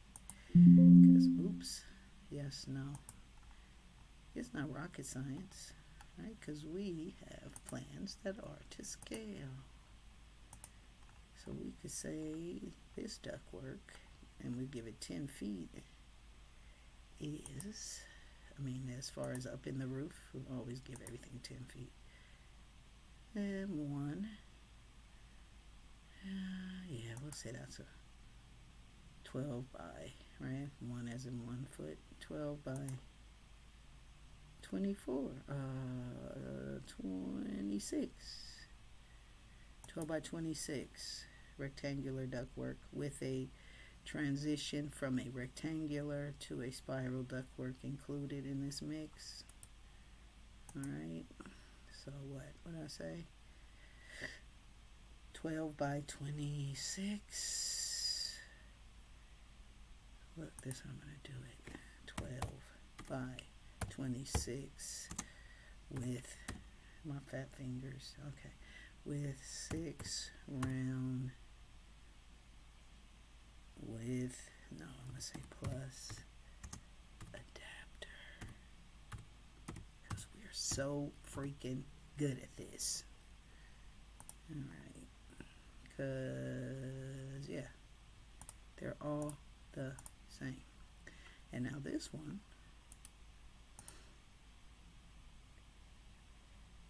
typical 4, balance it to okay.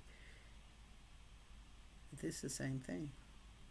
So we need the same thing. But we don't need that part of it. So we're going to say what we say, 12 by 26 hood. That way I know what I mean. Hood. And this is where we need to look at the specifications, because this duck most likely has to be fire duck.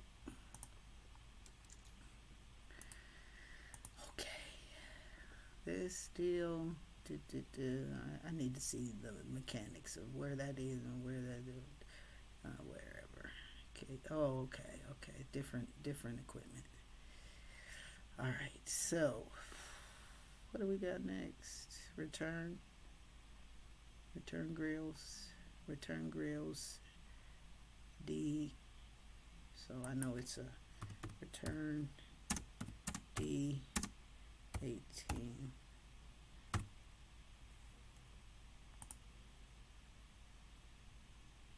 Return D 18, typical of 2. So we could just go out there and this is our rooftop unit. Supply duct, return duct.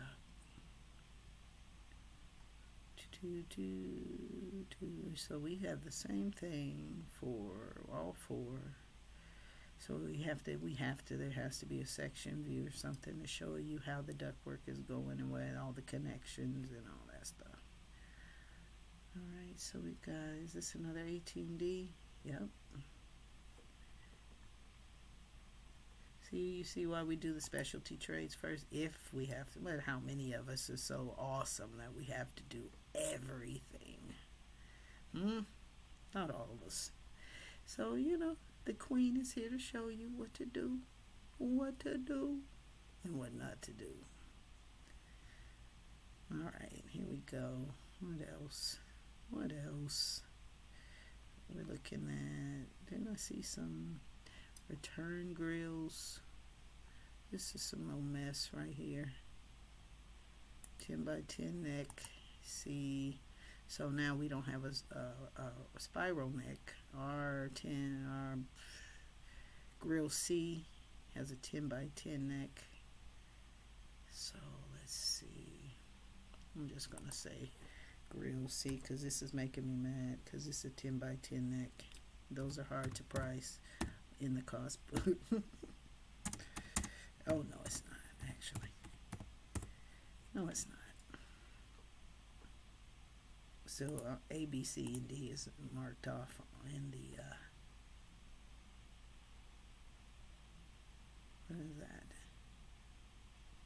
Yeah, the exhaust fans have their own little deal dug through the roof. So we have what? We have like 4 different ones. We got this deal. Oh, jeez. All right. B, 6-inch round neck. I don't think we have that one at all. No, we don't. Supply grill. B, supply B, 6-inch. SDB, SDB, 6 round. You don't want to rush. To hell with it, because you'll make a mistake and then everybody will know, and then it'll be awful. 8-inch and SD 8B. No, all of these we don't have, so we got to create these new. SDC 8x8 neck, or whatever that is. I'm not even gonna say that's C.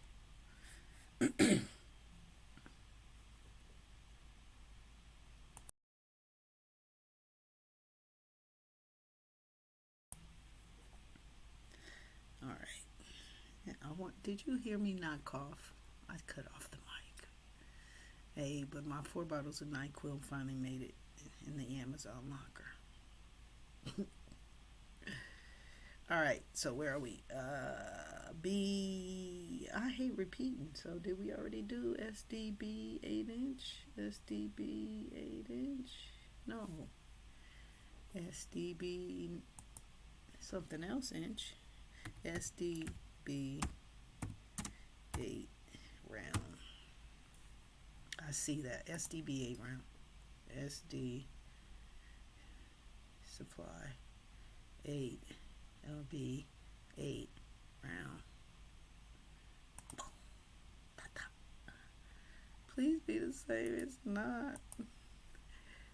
Oh, something. Yeah. Grill. Because it looks like it's both. Grill C 8x8. Grill.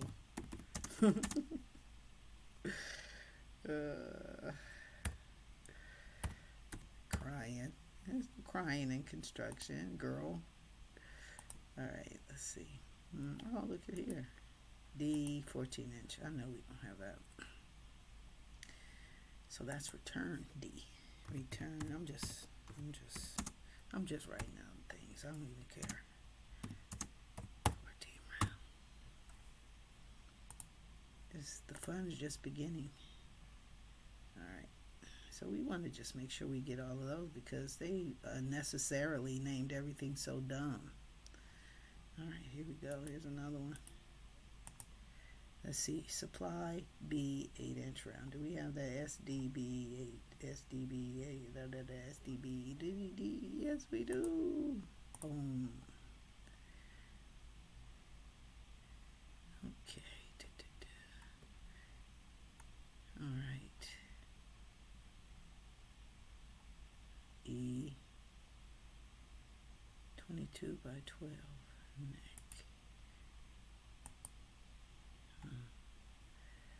Let's do that one. E 22 by 12 neck.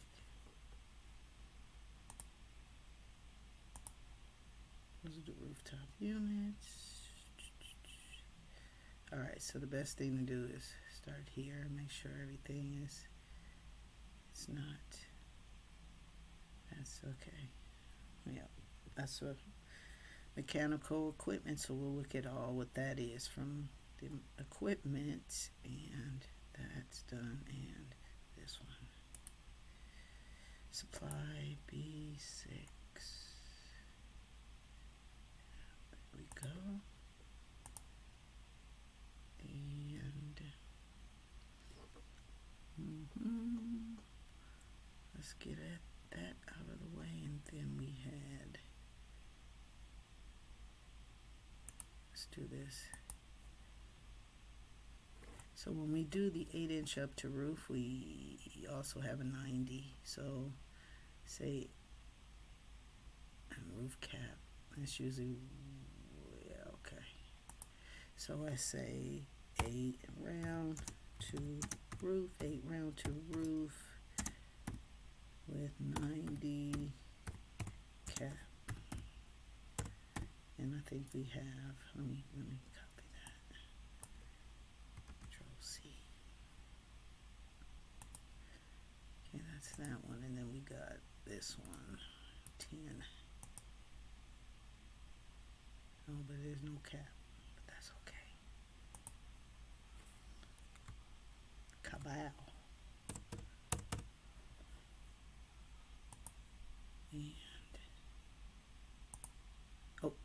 And oh, go wrong.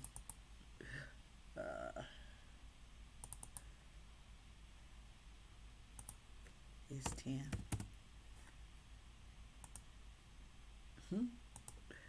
All right, trying to be fancy, messing up. Pretty much.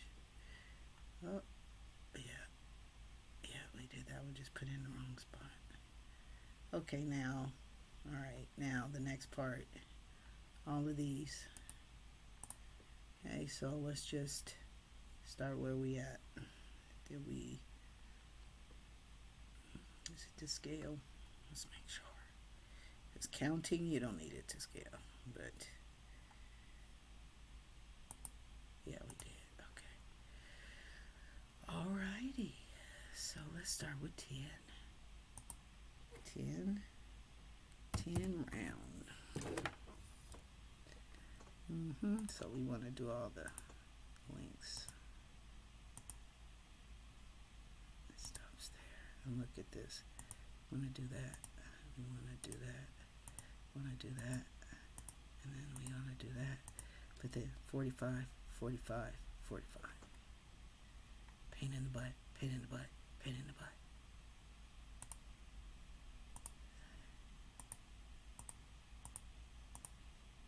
And we know that our supply grill has a damper.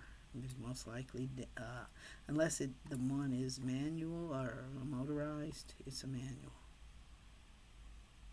Okay, for duct takeoff, yeah. So that's going to give us our details on how the duct's connected to the supply grills, to the equipment. But let's just keep on measuring 10 spiral. 22, 10.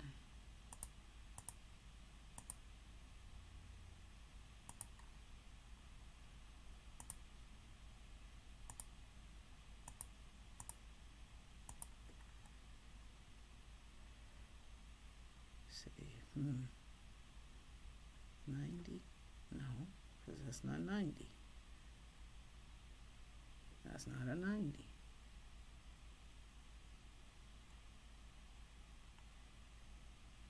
Okay, got my mind going cuckoo. 8, 10. Isn't this fun?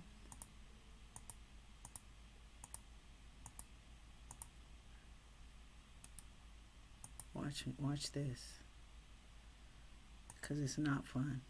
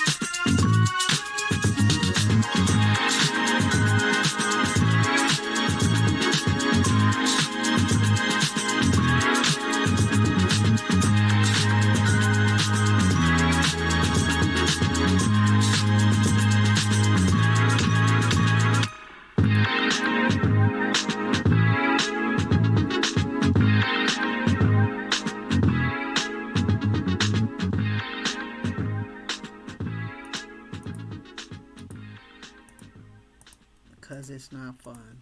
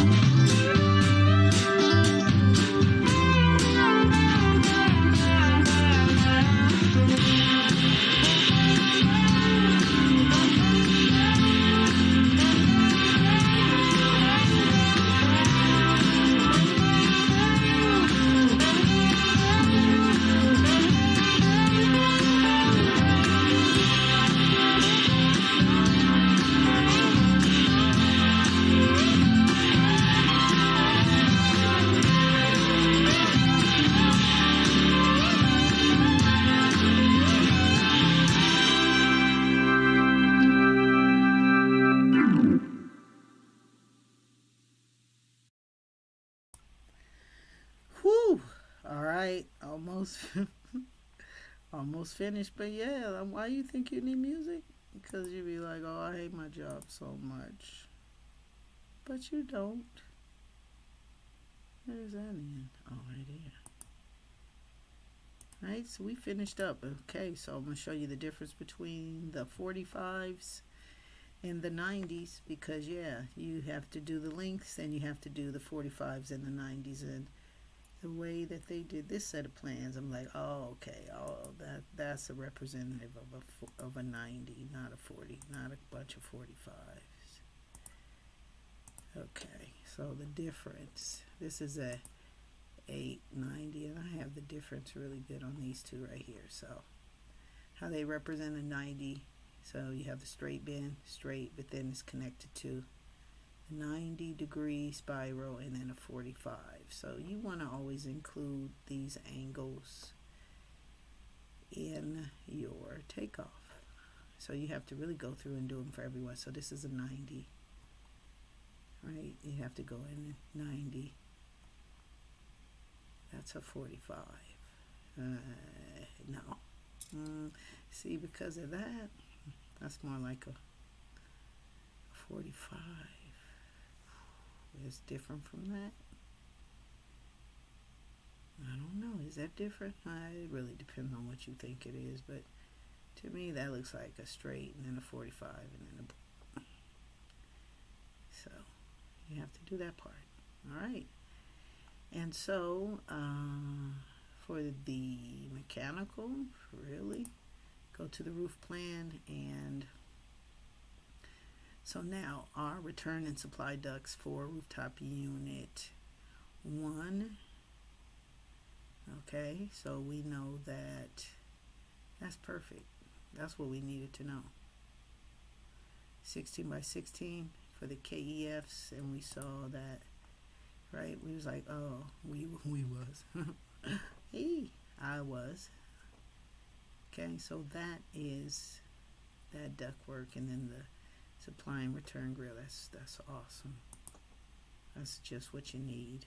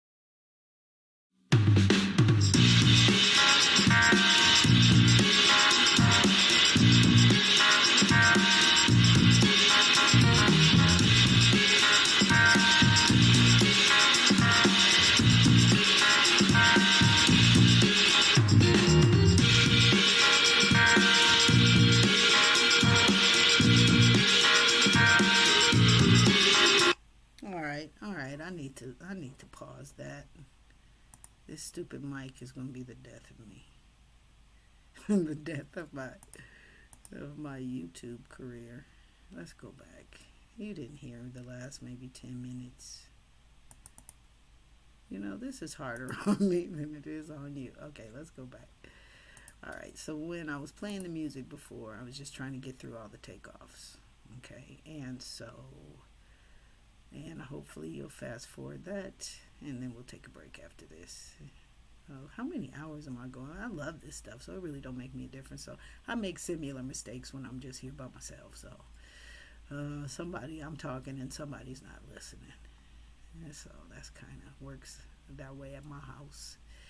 All right, so I did all of the straights, and then you have to determine. I did the difference between a 90, what looks like a 90-degree angle, and what looks like a 45. And also the detail is going to give us the size of the ductwork. So we went to the roof plan, and yes, the supply and return for rooftop unit 3 happens to be the same size. And then the KEF as shown here, right? Those are those things. Now we know what size duct that is.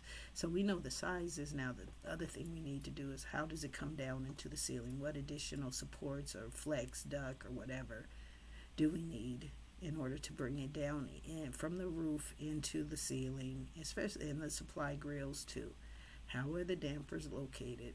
What's a 90? This looks like a 90 and a 45. So we look at the roof plan, gives us all the duct sizes perfect and as we can see, each of the units have a different size rectangular ductwork coming out.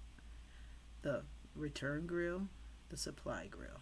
Okay, so for this one, the supply duct size, which is this, X is supply, diagonal is return. So the supply duct is 18 by 16, return is 24 by 14. Here it's just a supply duct down.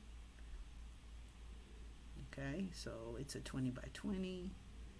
And then these are all of the bathroom, 10. I think we already got accounted for that on the plan. And then the kitchen exhaust fans. Each of those 16 by 16 grease duct down from the ceiling, from the roof. And so that's real easy to do this takeoff because and like I was saying when I wasn't talking, where you couldn't hear me, I give it about 6 feet per one of these. Okay, so and then let's see how it is. Your hood detail, so your hood detail, and then all of that we already looked at, and then all the specs and this. So this shows us how the ductwork is coming out of the rooftop units straight down, and you know from the roof plan what the size is. Okay, and the smoke detector, duct smoke detector, and so for the rooftop units and how they want the ductwork to come out of the supply grills, whether it's that 45 or a 90. So you 90 minor offset, and we're always going to use flex. You can't use more than usually 3 feet. So and that's how anytime we have to account for, anytime we have the ductwork, a change in size of the ductwork, you have to account for all that, and for the branches. All right. Okay, and that is what I was saying when I wasn't saying it. So now we will take a 15-minute break, and we will be back here at 3:35 Pacific time.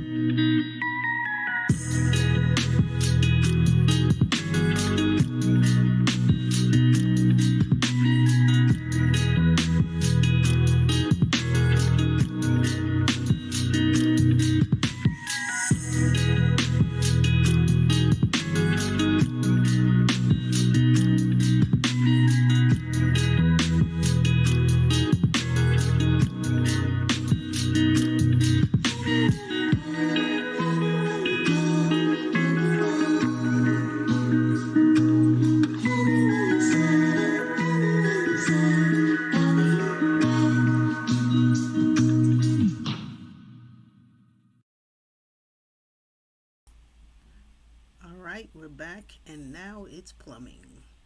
And we are going to finish up the plumbing plan, and then on Monday at 12:30 we will begin the electrical set, and then work our way into the architectural set. And so what do we have in the plumbing plan?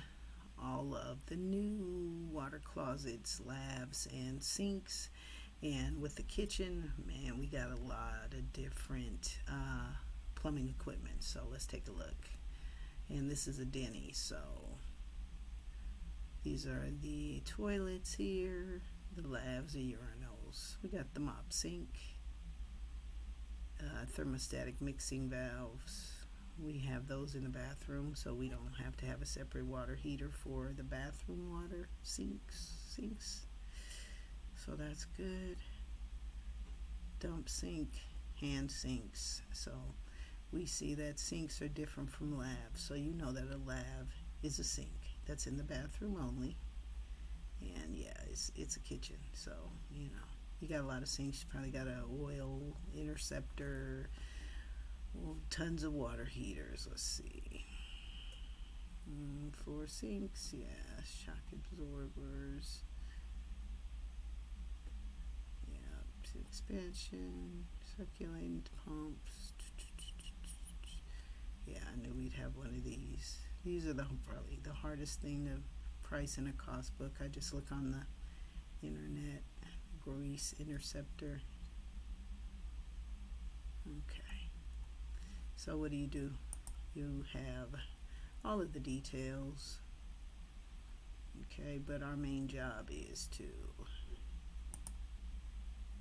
now we have a site plumbing plan, which is pretty simple, right? We just have to measure how many linear feet of each one. So let's do that. 1 = 20 for the site. And alright, so existing cold water, we have to account for the connection to the existing water, city water, whatever. So for the water, for the gas and the sewer and storm drain and all of that. Now this is civil. Okay, so this means, well, we're only concerned about this much. This is the existing, and we just need to connect the existing to the new. And so let's go out here. What do we got? Gas. Yeah, because we have heaters out here on our patio. And so we have a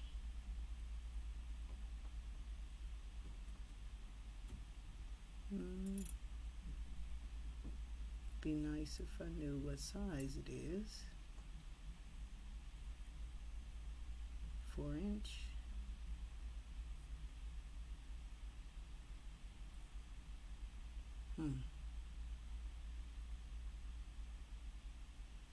Maybe there's a different set of plans for that one, but in the meantime, 4-inch gas. Oh no, this is sanitary plan. That's the grease waste.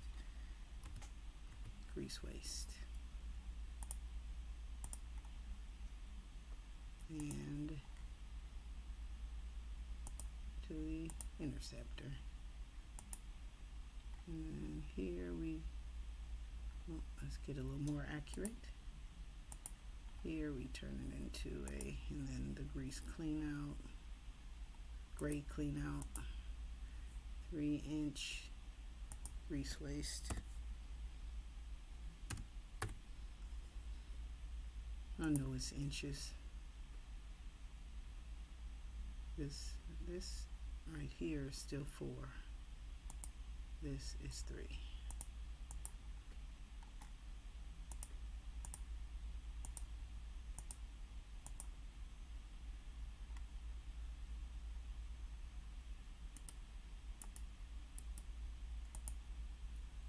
Okay, that's 4.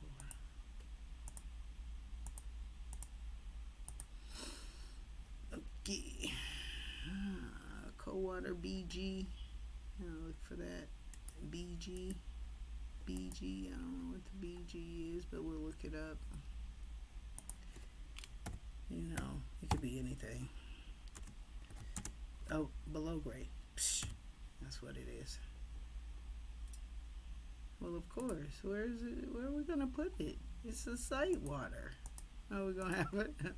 You know, that's stupid. Okay, sometimes it's stupid. Now it comes in, then it goes above grade, depending on what we're talking about. But come on, man, don't make life more difficult than it ought to be. All right, so site existing, two-way, and this is gas, but it's not telling me what size it is, so it'll be somewhere. So I just need to measure it anyway. Site gas.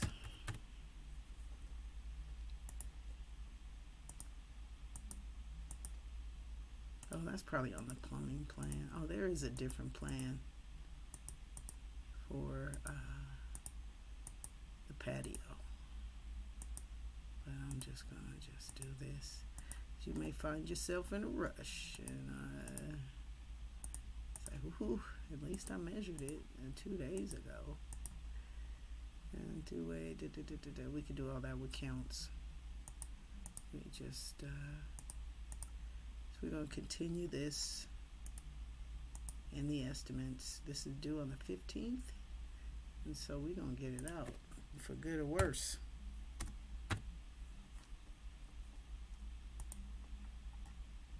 See here we've got, let's just go to here, and then we got to count for that, and that means we're connecting it to something, and building and concrete box with cast iron lid.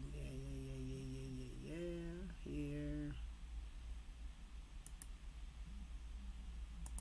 I didn't do all the way. Alright. And then the count. Storm drain connection. Vent. Okay. Assuming 2-inch vent exterior. 2 vent. We'll say BG. Below ground. Anytime. We always need the venting system.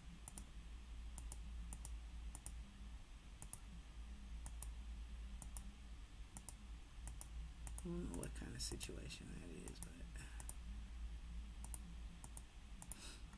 but okay.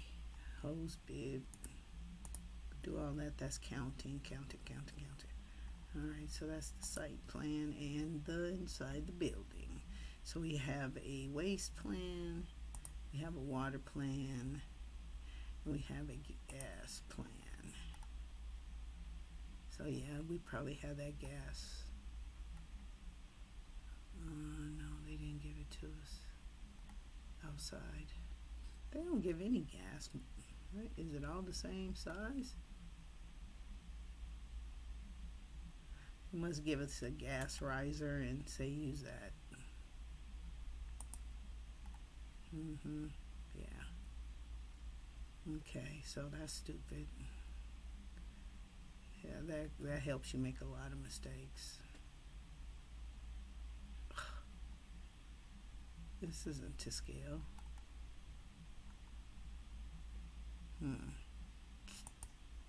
That's stupid. So gas wise, okay, they didn't do anybody any favors, because now you have to determine like from here to here, the size is going to change. Some at the connections they usually do, right? So like we got to push the gas through just the same way we got to push the air through using HVAC. I mean, in the HVAC plan it gets different sizes. That's how we push it through. So this is so stupid. You know what? I'm not doing this. We'll do that one last, because that's stupid. You know why? Because you have to look at this and figure, okay, we could start here at our gas up to unit. Okay, so let me go to the riser. Gas up to rooftop unit. So I got to determine what size that is. Right, up to rooftop unit 3. Okay, here's rooftop unit 3. 1 1/4. Okay, so, okay, well, what, you see, 1 1/4, okay. It connected to the rooftop units 1 1/4, but at some point, it travels. So the up from unit. So, you see the problem you got with the gas riser and not having a gas plan with the sizes on it? It's ridiculous. And you can't even assume that the majority of it is 1.5 inch because it's 2 here at the griddle. Okay, where's the griddle?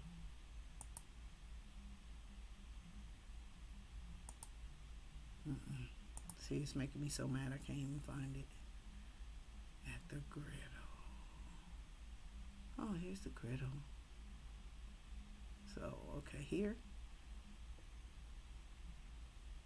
That's ridiculous. So, good luck with that one. It's taking too much thinking. You shouldn't have to do that. That's no. Alright, they get an F for plumbing plans. Okay, but these, on the other hand, check the specifications. Is it PVC? Is grease waste, or is it copper? Whatever. Specification's going to tell us.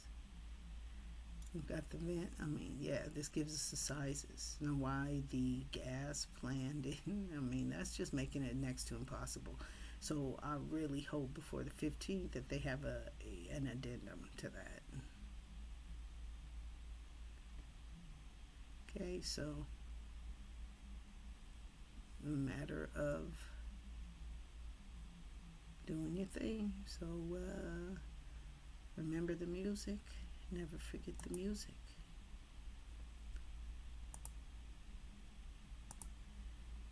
Never forget the music.